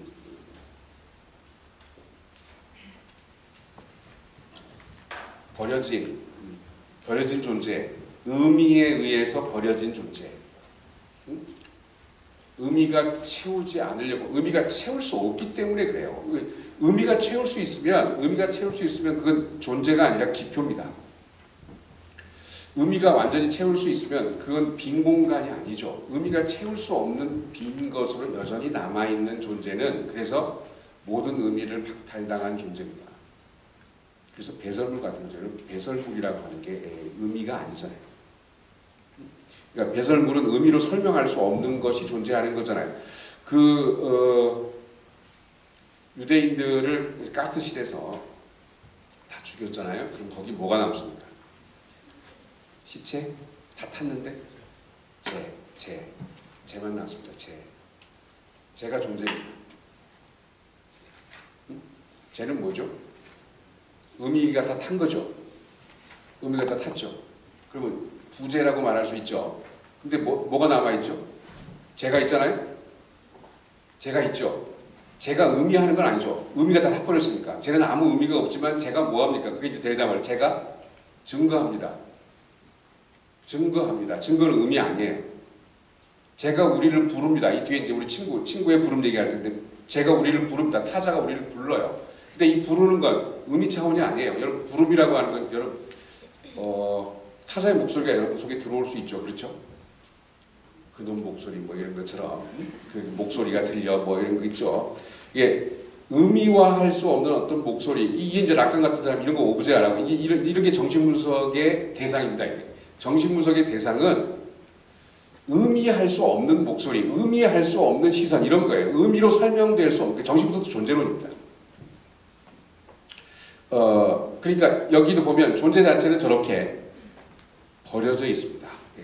우리가 저 빈 공간을, 저 텅 빔을 참지 못해서 의미로 계속 그걸 채워내는 거고 그 의미라고 하는 것은 지금 낭지 얘기대로 등가성이라고 하는 것을 목표로 합니다. 등가성의 교환. 모든 것을 교환체계로 만들려고 합니다. 근데 대다가 선물 같은 거 얘기하면 선물이라고 하는 거 원래 교환될 수 없어요. 선물 아니에요? 다시 돌아올 것을 바라지 않고 줘야 선물이죠. 근데 이게 선물 그냥 이거 뭐 나한테 다시 줄 필요는 없고 그냥 지나가다가 하나 샀어요. 이렇게 줬어요. 그런데 혹시 이게 선물인가? 라는 생각만 들어도 선물은 이미 선물이 아니죠. 선물이라고 말하지 않았어도 혹시 이게 선물인가라는 생각만 들어도 어떻게 해요? 나도 뭔가를 보답해야 된다라고 생각하기 때문에 이미 선물이 뭘로 들어오죠? 교환체계 안으로 들어오죠. 그렇죠? 선물은 선물이라고 말하는 순간 이미 선물이 아닙니다. 응? 선물은 선물로 생각만 해도, 그러니까 이 생각한다는 게 뭐예요? 개념화하거나 의미화하기만 해도 이미 선물이 아니에요. 그러니까 선물은 이 불가능한 형태로 존재하는 겁니다. 이 의미체계가 아니죠. 근데 우리는 선물이면 당연히 뭐라 그러죠? 돌아와야 된다고 생각하죠? 안 돌아오면 뭐라 하죠? 넌 나를 사랑하지 않니? 이 얘기는 거예요. 교환 대상이라고, 선물이 교환 대상이라고 생각하죠. 지금은 선물이 갖는 교환 불가능성이라는 부분이 모두 어떻게 해요? 가치 체계로 환원돼서 나 5,000원짜리 선물했으면 난 7,000원짜리는 받아야 되겠어. 이렇게 나온단 말이죠. 응? 그러니까 네가 나보다 2,000원어치는 더 사랑해야 되지 않겠어. 그러니까 사랑이라고 하는 것을 이렇게 가치로 환산할 수 있다라고 생각하는 거지. 응? 재물이 있는 곳에 마음이 있다. 뭐 이런 소리 해가면서. 그 말은요, 그 마태 얘기죠. 마태는 원래 세리야. 출신이 세리기 때문에 그렇게 생각하는 거야. 하늘에 보물을 쌓아두라. 이게 또 세리의 사유지. 하늘에 보물을 쌓아두라. 이 땅에 입지 말고 하늘에 보물을 쌓아두라. 예수는 그렇게 말한 적 없어요.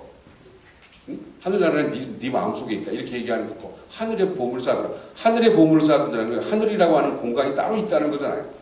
다른 예외적 공간이 있다는 거죠. 예수는 뭐라고 그러는데 그런 예외적 공간은 없고 그 하늘은 네 속에 있다 그러잖아요. 이 전혀 틀린 거예요 지금. 그러니까 관점 자체가 틀리기 때문에 그런 얘기가 나오게 되는 거죠. 자, 그래서 이제 뭐 이 정도로 해서 틈 얘기는 마무리를 하고요. 아니 틈을 마무리하는 게 아니지. 틈에 대한 소개는 이 정도로 하고 오늘 우리가 해야 될 것은 여러분 지금 나눠드린 우정입니다. 우정.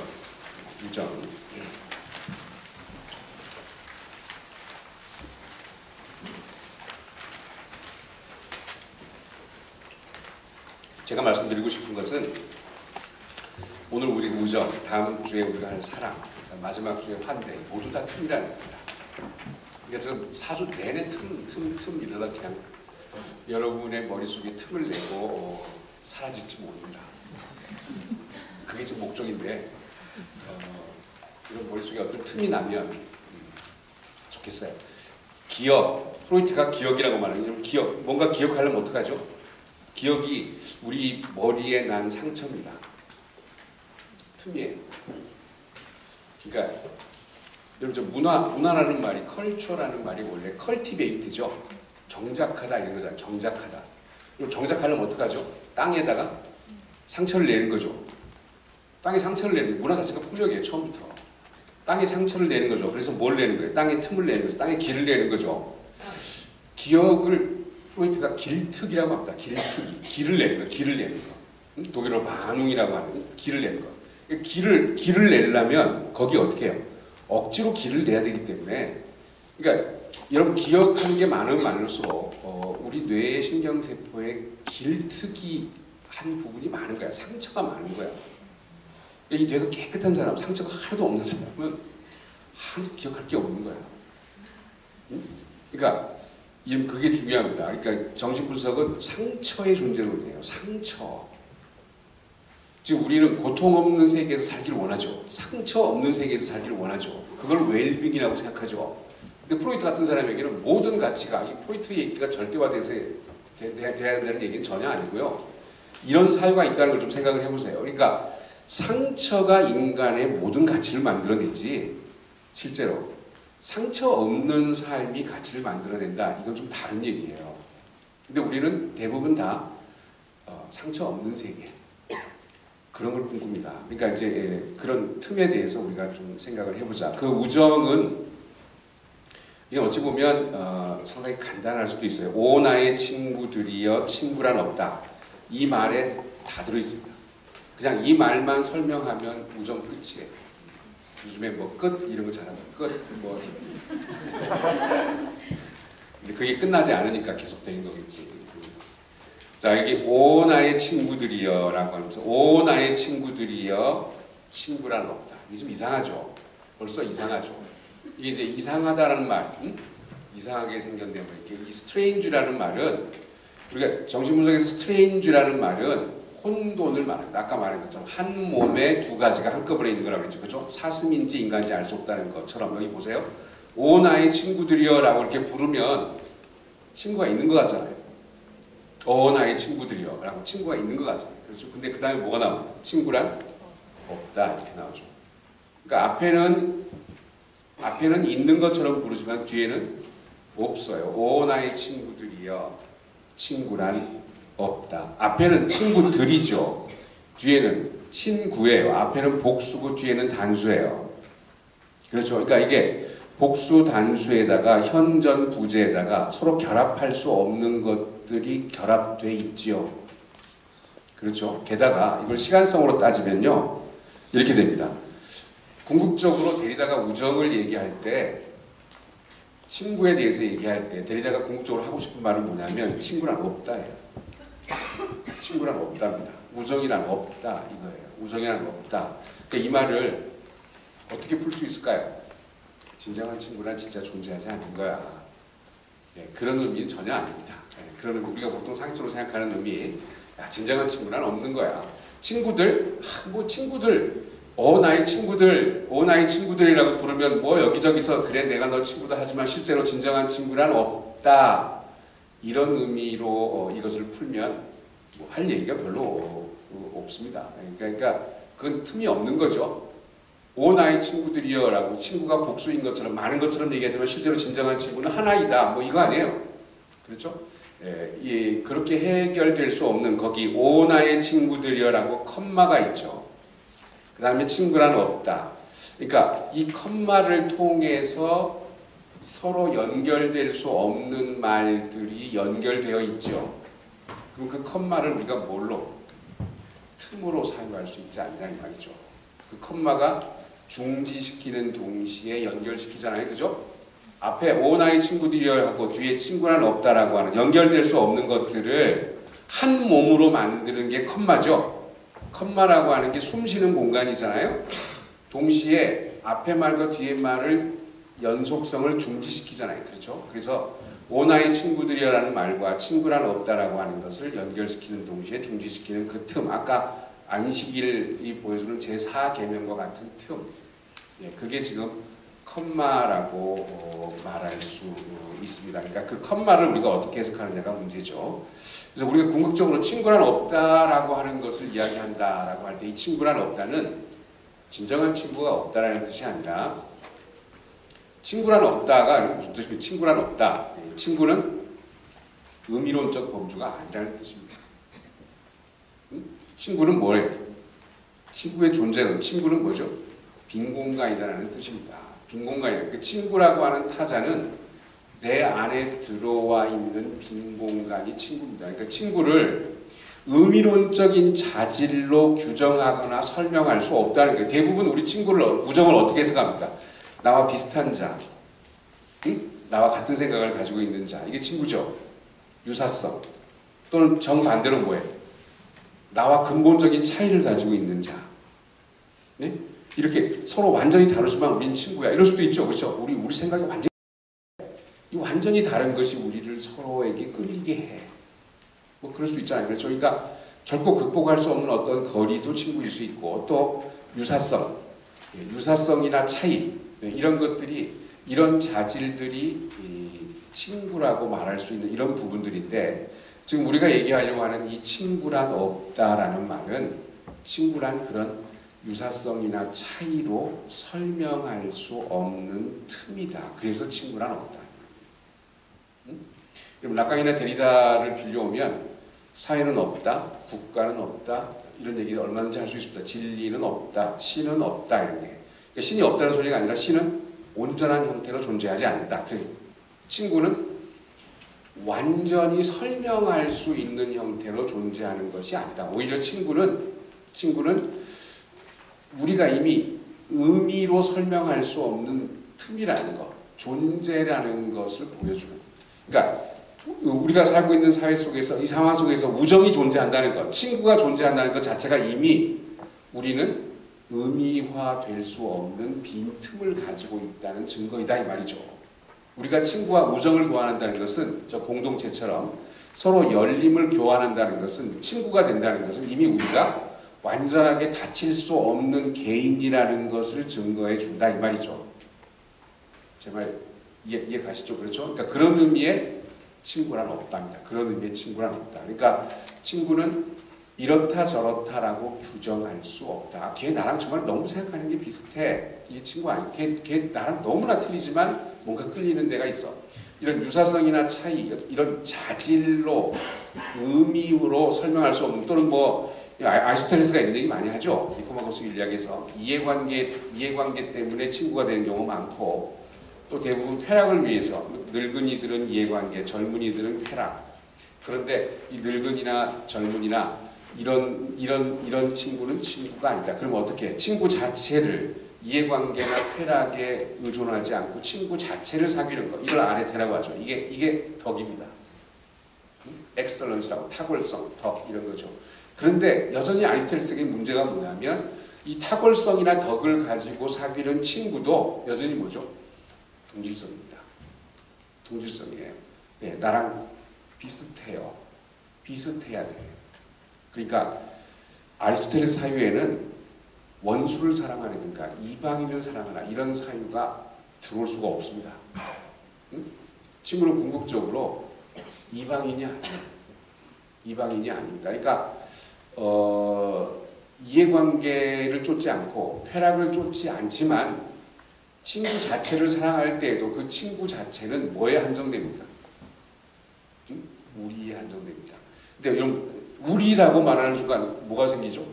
그들이 생기잖아. 우리를 규정하는 말이 뭐예요? 그들이잖아. 그들이잖아. 그러니까 우리와 그들을 어떻게 해요? 구분하게 된다고요. 그러니까 왜 이런 아리스토텔레스의 문제점이 생기느냐? 왜 그렇게 했어요? 친구를 여전히 의미론적 범주로 다루고 있기 때문이죠. 친구를. 지금 이 말은 오 나의 친구들이여 친구란 없다. 이 말은 아리스토텔레스가 했다는 말이래요. 응? 그래서 이 말을 우정을 얘기하는 모든 사람들이 다 반복해요.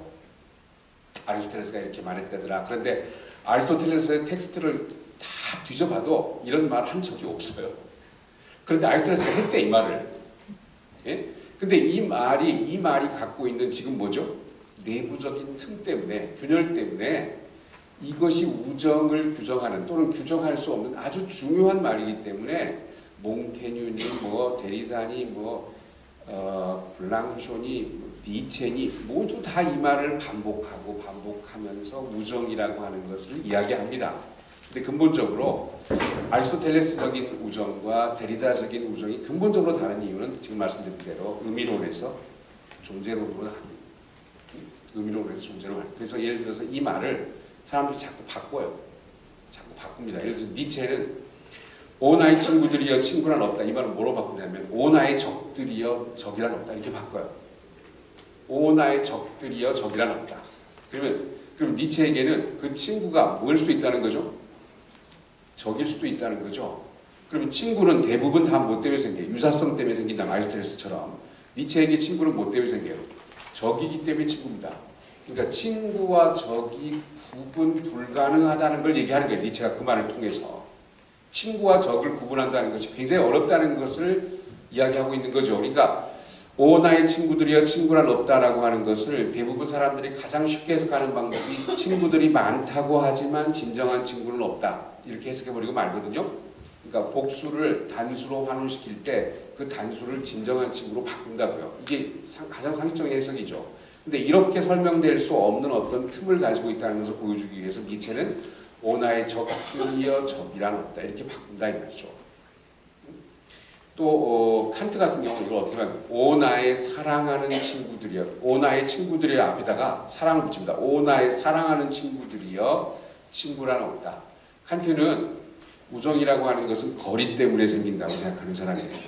그러니까 칸트는 그 거리를 뭐라고 얘기하냐면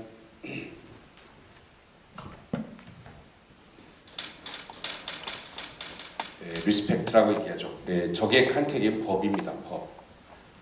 존경, 존중 이거죠.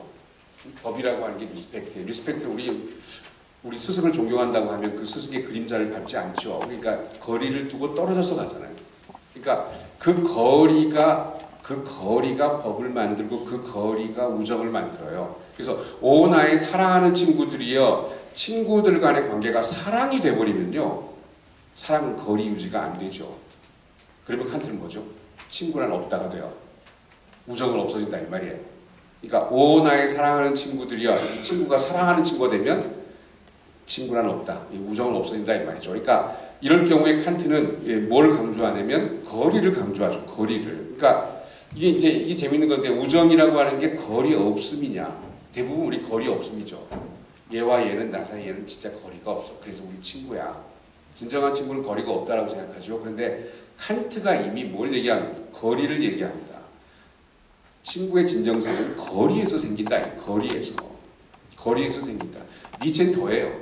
블랑쇼, 푸코 이런 사람들 더해요. 그 뒷대목을 여러분 좀 먼저 보면 3페이지 잠깐 보실래요?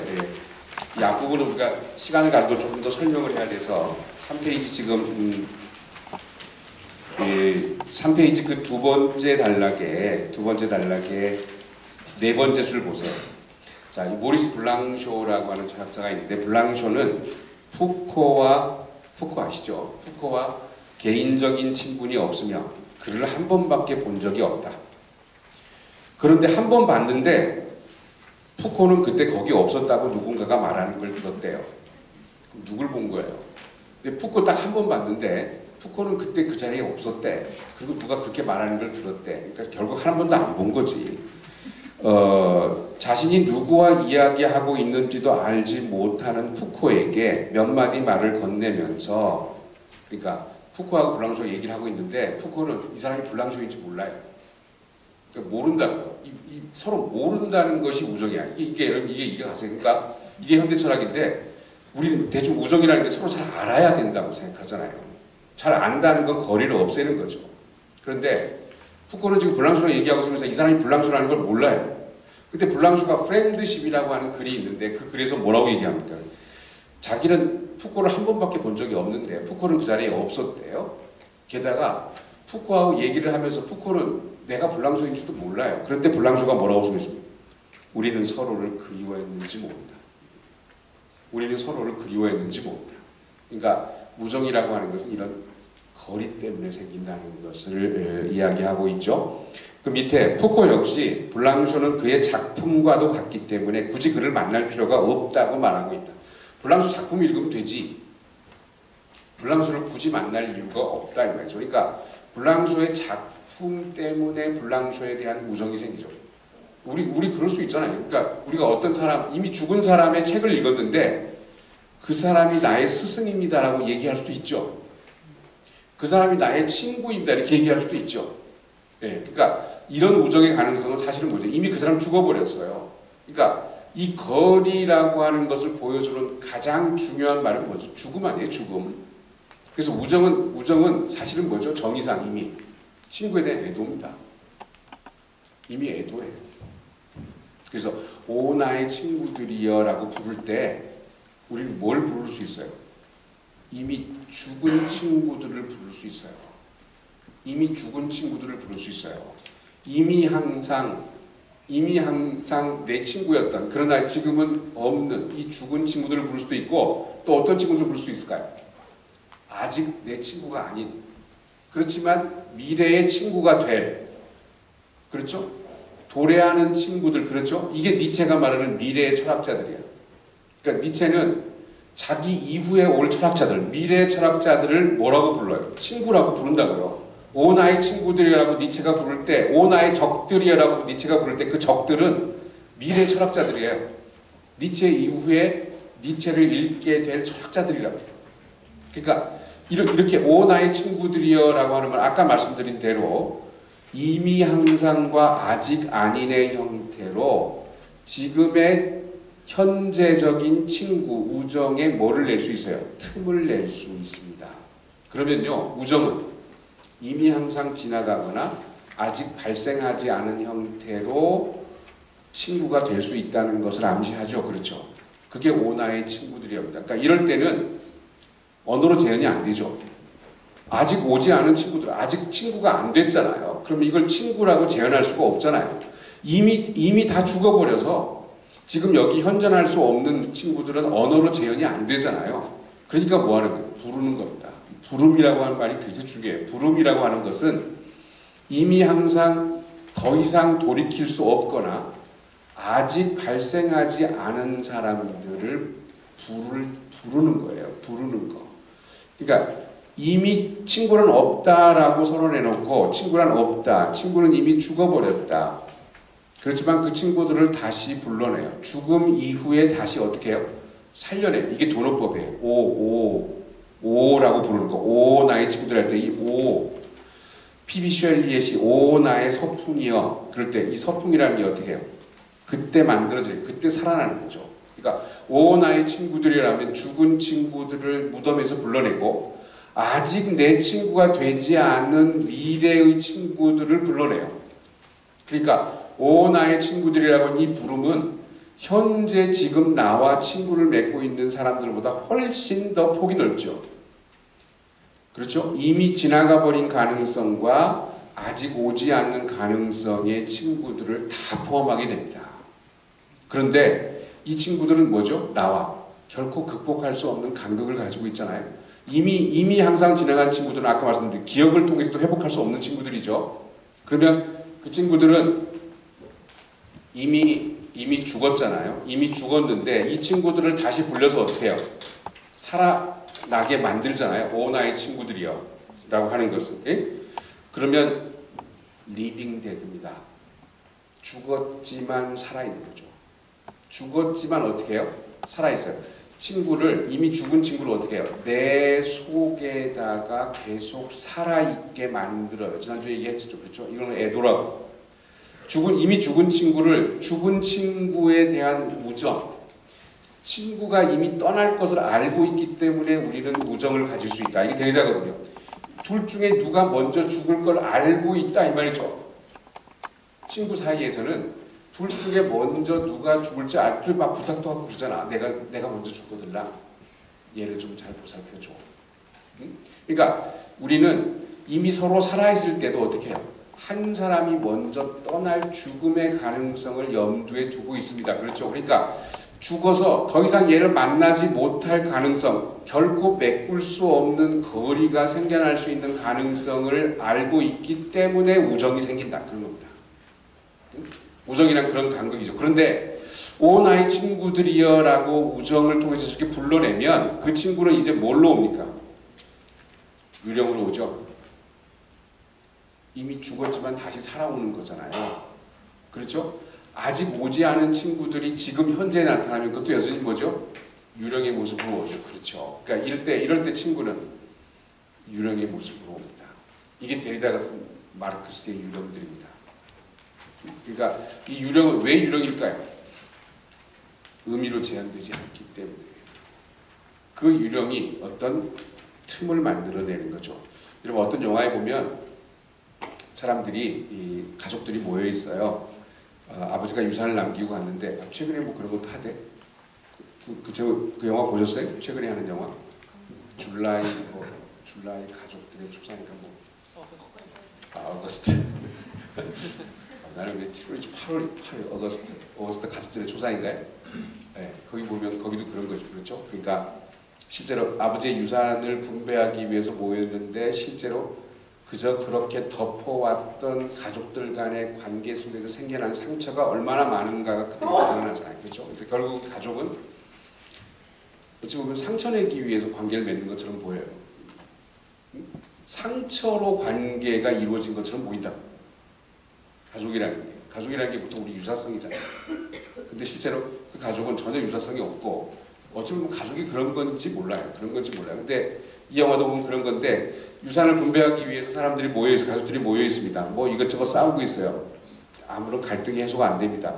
그 마당에다가 아버지 묘를 이렇게 만들어 놨는데 갑자기 묘가 이렇게 반으로 쪼개지면서 아버지가 툭툭 걸어와서 죽은 아버지가 갑자기 무덤이 열리면서 걸어와서 가족들이 모여 있는데 그 테이블을 이렇게 팡 치고 테이블이 이렇게 조각이 나죠. 그리고 다시 무덤으로 들어갑니다. 그런 영화인데 그때 유령이 하는 역할이 뭐예요? 중지 아니에요? 중지. 가족들이 서로 싸우고 있는데 그 폭력을 어떻게 해요? 중지시키는 역할을 합니다. 그러니까 유령으로 친구가 온다라고 하는 것은 의미론적인 관계, 그게 이해관계든 쾌락이든 뭐든지 간에 그 의미론적인 관계를 중지시키는 그게 뭐예요? 부름입니다. 오 나의 친구들이여 라는 부름. 그 부름으로 콜링, 이게 이제 하이데거에서 콜링. 타자는 의미론적으로 설명할 수 없는 이 타자는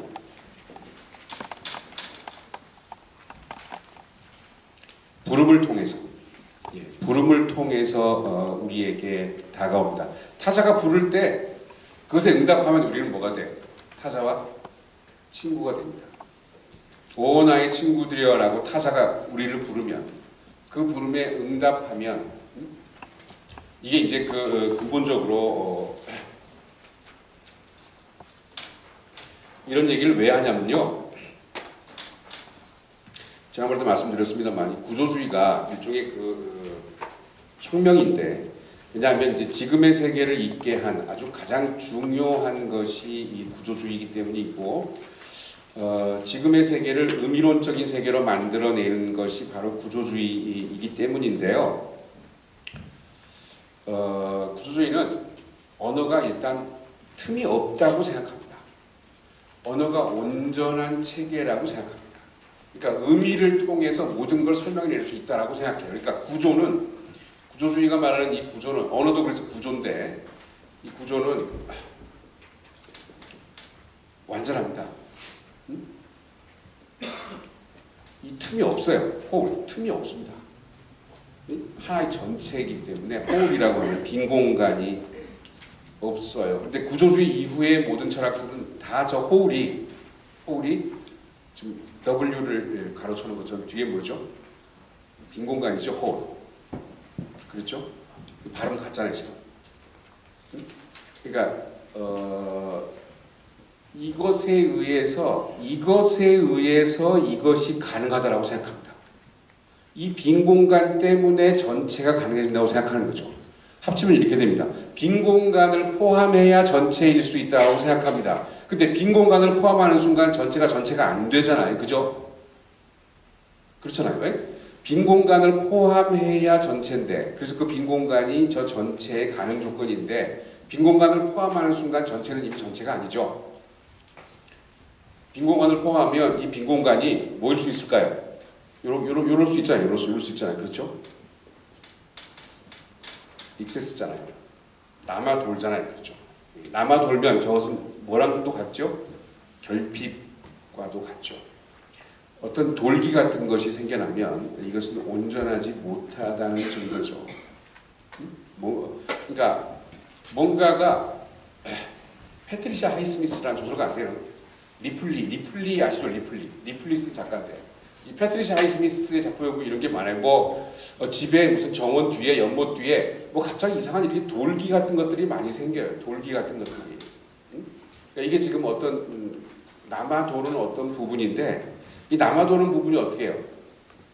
뭔가가 결핍되어 있다는 것을 보여주는 이 정신무서 용어로 징후입니다.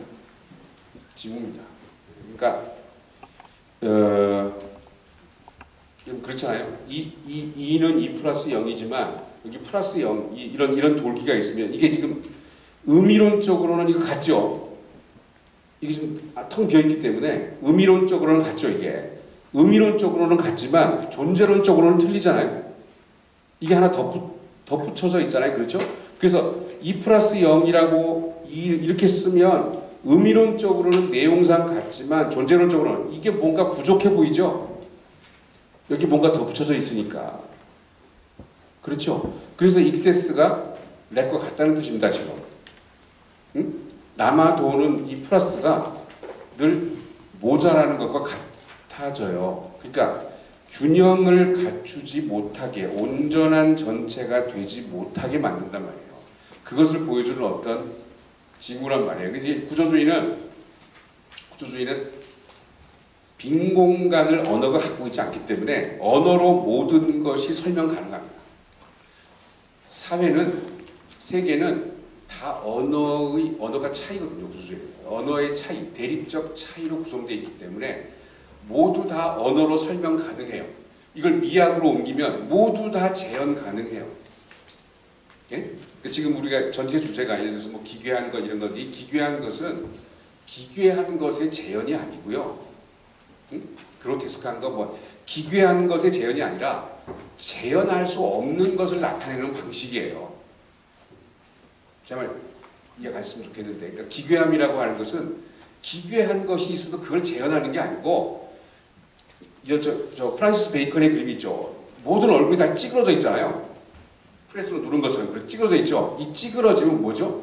뭔가 세계 속에 온전하지 못하게 하는 뭔가 어떤 틈이 있다는 것을 보여주는 징후죠. 그게 찌그러진 걸 재현한 게 아니고 재현할 수 없는 것이 존재한다는 것을 보여주는 그 찌그러짐이라 이 말이죠. 에드바르트 뭉크의 그림을 보면 뭉크의 나오는 인물들은 모두가 다 유령처럼 보입니다. 눈에 초점이 하나도 없고 산 것도 죽은 것 같은 유령처럼 보여요. 그럼 그 뭘 보여주는 걸까요? 세계 속에 설명할 수 없는 어떤 존재들이 돌아다닌다. 응? 귀를 막고 있지만 실제로 보면 그 그림, 절규라는 그림도 귀가 없잖아요. 귀가 없어요. 뭘 막고 있습니까? 귀를 막고 있는 제스처는 하고 있지만 잘 보면 그 귀가 없어요. 귀가. 응? 그 옆에 그 그림에 그림, 절규라는 그림을 잘 아시니까 이렇게 돼 있고 이 귀를 막고 있는 모습을 하고 귀가 없고 옆에 막 이런 물결들이 흐르죠. 이렇게. 저 물결들로 표현할 수밖에 없는 저 뭉크의 그림, 저 물결로만 표현할 수밖에 없는 저기 뭐죠? 재현 불가능한 뭔가가 흐른다는, 재현 불가능한 저기 폼이 아니잖아요. 폼을 이룰 수 없는 거잖아요. 그러니까 그런 것들이 지금 우리가 해보려고 하는 건데, 그래서 구조주의 이후에 모든 철학자들은 언어의 타자를 구합니다. 언어가 설명할 수 없는 타자를 구합니다. 언어가 설명할 수 없는 타자. 그 타자가 드러나는 방식이 지금 여기 말한 콜링입니다. 타자는 의미로 재현될 수 없기 때문에, 의미화할 수 없기 때문에 알 수 없는 부름으로 존재합니다. 이게 지금 시각적이 아니라 청각적이죠. 네? 여러분 그런 거 있잖아요. 어디 가다가 갑자기 어떤 부름이 들리는 거죠. 어떤 누가 나를 부르는 소리가 들리는 거지. 뒤돌아보죠. 아무도 없습니다. 그렇죠? 그 소리가 누가 어디서 나오는 건데? 내 속에서. 아까 말했죠. 내가 통제할 수 없는 형태로 내 속에서 재현할 수 없는 어떤 소리가 나오는 거죠. 그렇죠? 그거 아시잖아요. 사이코 노만이라고 하는 주인공 속에서 이미 죽은 엄마의 목소리가 나오잖아요. 바깥에서 들으면 두 사람이 싸우고 있는 것처럼 들리지만 카메라가 안으로 들어가면 어떻게 되죠? 노만의 입에서 노만의 죽은 어머니, 밑에 지하실에 이렇게 해골로 이렇게 이미 죽었어요. 그 죽은 어머니의 소리가 동시에 나오죠. 응? 빨리 죽이려는데 뭐 하고 있는 거야? 어머니 가만히 좀 있어 보세요. 죽일 거예요. 빨리 죽이래 지금. 이 둘이 싸우는 것처럼 보이지만 실제로는 한 사람의 목소리입니다. 그러니까 하나 속에 있는, 이게 지금 혼돈이죠. 하나 속에 있는 그 하나를 능가하는 다른 것의 목소리. 타자는 늘 저렇게 어떤 부름을 통해서 우리에게 뭔가를 요구합니다. 뭐를 요구할까요? 응답하라. 응답하라. 1994. 레비나스나 데리다를 읽었는지 몰라요. 응답이 윤리적 주체가 되는 방식입니다. 리스폰스 할 때 타자가 부를 때 타자 부름을 모른 채 할 수 있어요. 그렇죠? 타자의 부름을 잠재울 수 있어요. 나도 죽어. 타자의 부름을 잠재우거나 타자의 부름을 또 다른 의미로 만들거나 그러지 않고 타자의 부름에 응답할 때 이 재현할 수 없는 타자. 그래서 어떻게 해요? 때로는 내가 두렵죠. 내 속에서 나도 아니고 타자도 아닌 목소리가 들려올 때 내가 진정시키거나 통제할 수 없는 어떤 목소리가 나에게 다가올 때 락강 같은 사람은요, 그 알 수 없는 어떤 것이 나에게 가까이 다가올 때 불안을 느낀다 이렇게 생각해요. 하이데거는 대상이 있을 경우에 대상을 제거해버리면 되죠. 이게 두려움이고, 그러니까 두려움보다 불안이 더 무서운 거예요. 불안은 대상이 없어요. 왜 내가 불안한지를 모른다고. 그러니까 대상을 없앨 수가 없죠. 그래서 이게 불안이 더 무섭다고 생각했는데 락강은 이게 거리예요. 대상의 유무가 아니라 거리입니다. 알 수 없는 어떤 것이 나에게 너무 가까이 다가왔다고 느낄 때 우리는 두렵습니다. 그래서 대부분 타자의 목소리가 나에게 너무 가까이 다가왔을 때 그것을 대부분 다 어떻게 합니까? 응답 안 합니다. 그것을 잠재우려고 하죠. 나를 분열시키는 나의 틈을 드러내는 이 타자의 목소리를 잠재우려고 합니다. 그런데 레비나스나 데리다가 얘기하는 주체는, 윤리적 주체는 그 타자의 부름에, 타자의 요구에, 응답하라는 요구에 응답합니다. 그래서 이 응답이라는 게 이 응답할 수 있는 능력, 합치면 responsibility죠. 책임감입니다. 책임감 있는 주체가 되는 것은 타자에게 응답할 수 있는 능력입니다. 그 타자에게 응답하는 것이 책임감 있는 주체로 사는 겁니다. 윤리적인 주체가 되는 거죠. 그러니까 친구는 부름의 형식으로 우리에게 응답할 것을 요구하고 우리는 그 친구의 요구에 응답함으로써 비로소 우정을 가질 수 있다는 거죠. 이제 그런 얘기들을 해보려고 하는 것이 지금 이 두 번째 강의입니다. 지금 해보려고 하는데 시간이 다 돼가지고 다음 시간에 해야 될 것 같아요. 그러니까 이렇게 반반씩 겹쳐서 해야지 뭐 어떡하겠어요. 그러니까 세 번째 시간이면 두 번째 시간과 세 번째 시간이 겹치게 하고 네 번째 시간이면 세 번째 시간과 네 번째 시간이 겹치게 하고 뭐 이렇게 진행할 수밖에 없을 것 같습니다. 그러니까 좀 불편하시겠지만 다음 주에 오실 때도 오늘 나눠드릴 것들을 가지고 오십시오. 다음 주에는 우리가 사랑을 하면서 지금까지 했던 것들을 좀 정리해 볼까요? 사랑이라고 하는 것이 보통 세 가지인데 에로스, 지금 우정이 필로스입니다. 그다음에 이제 아가페 이 세 가지인데 이 세 가지를 가지고 지금까지 했던 얘기들을 조금 정리를 해볼까? 우리 이 질문은 아마 마지막 시간에 한다고 그러셔가지고 일단 마지막까지 한번 정리를 해보고 그렇게 하도록 하십시다. 제가 지금 드리는 이야기들이 지금은 좀 이해되지 않은 채로 남아있을지 모르겠는데 아마 네 번째 강의까지 끝나면 뭔가 이해가 되겠지라는 그런 생각을 가지고 마지막까지 좀 이제까지의 자신의 삶을 한 4번 정도 중단시켜보는 그런 경험을 좀 했으면 좋겠습니다. 오늘 마치겠습니다.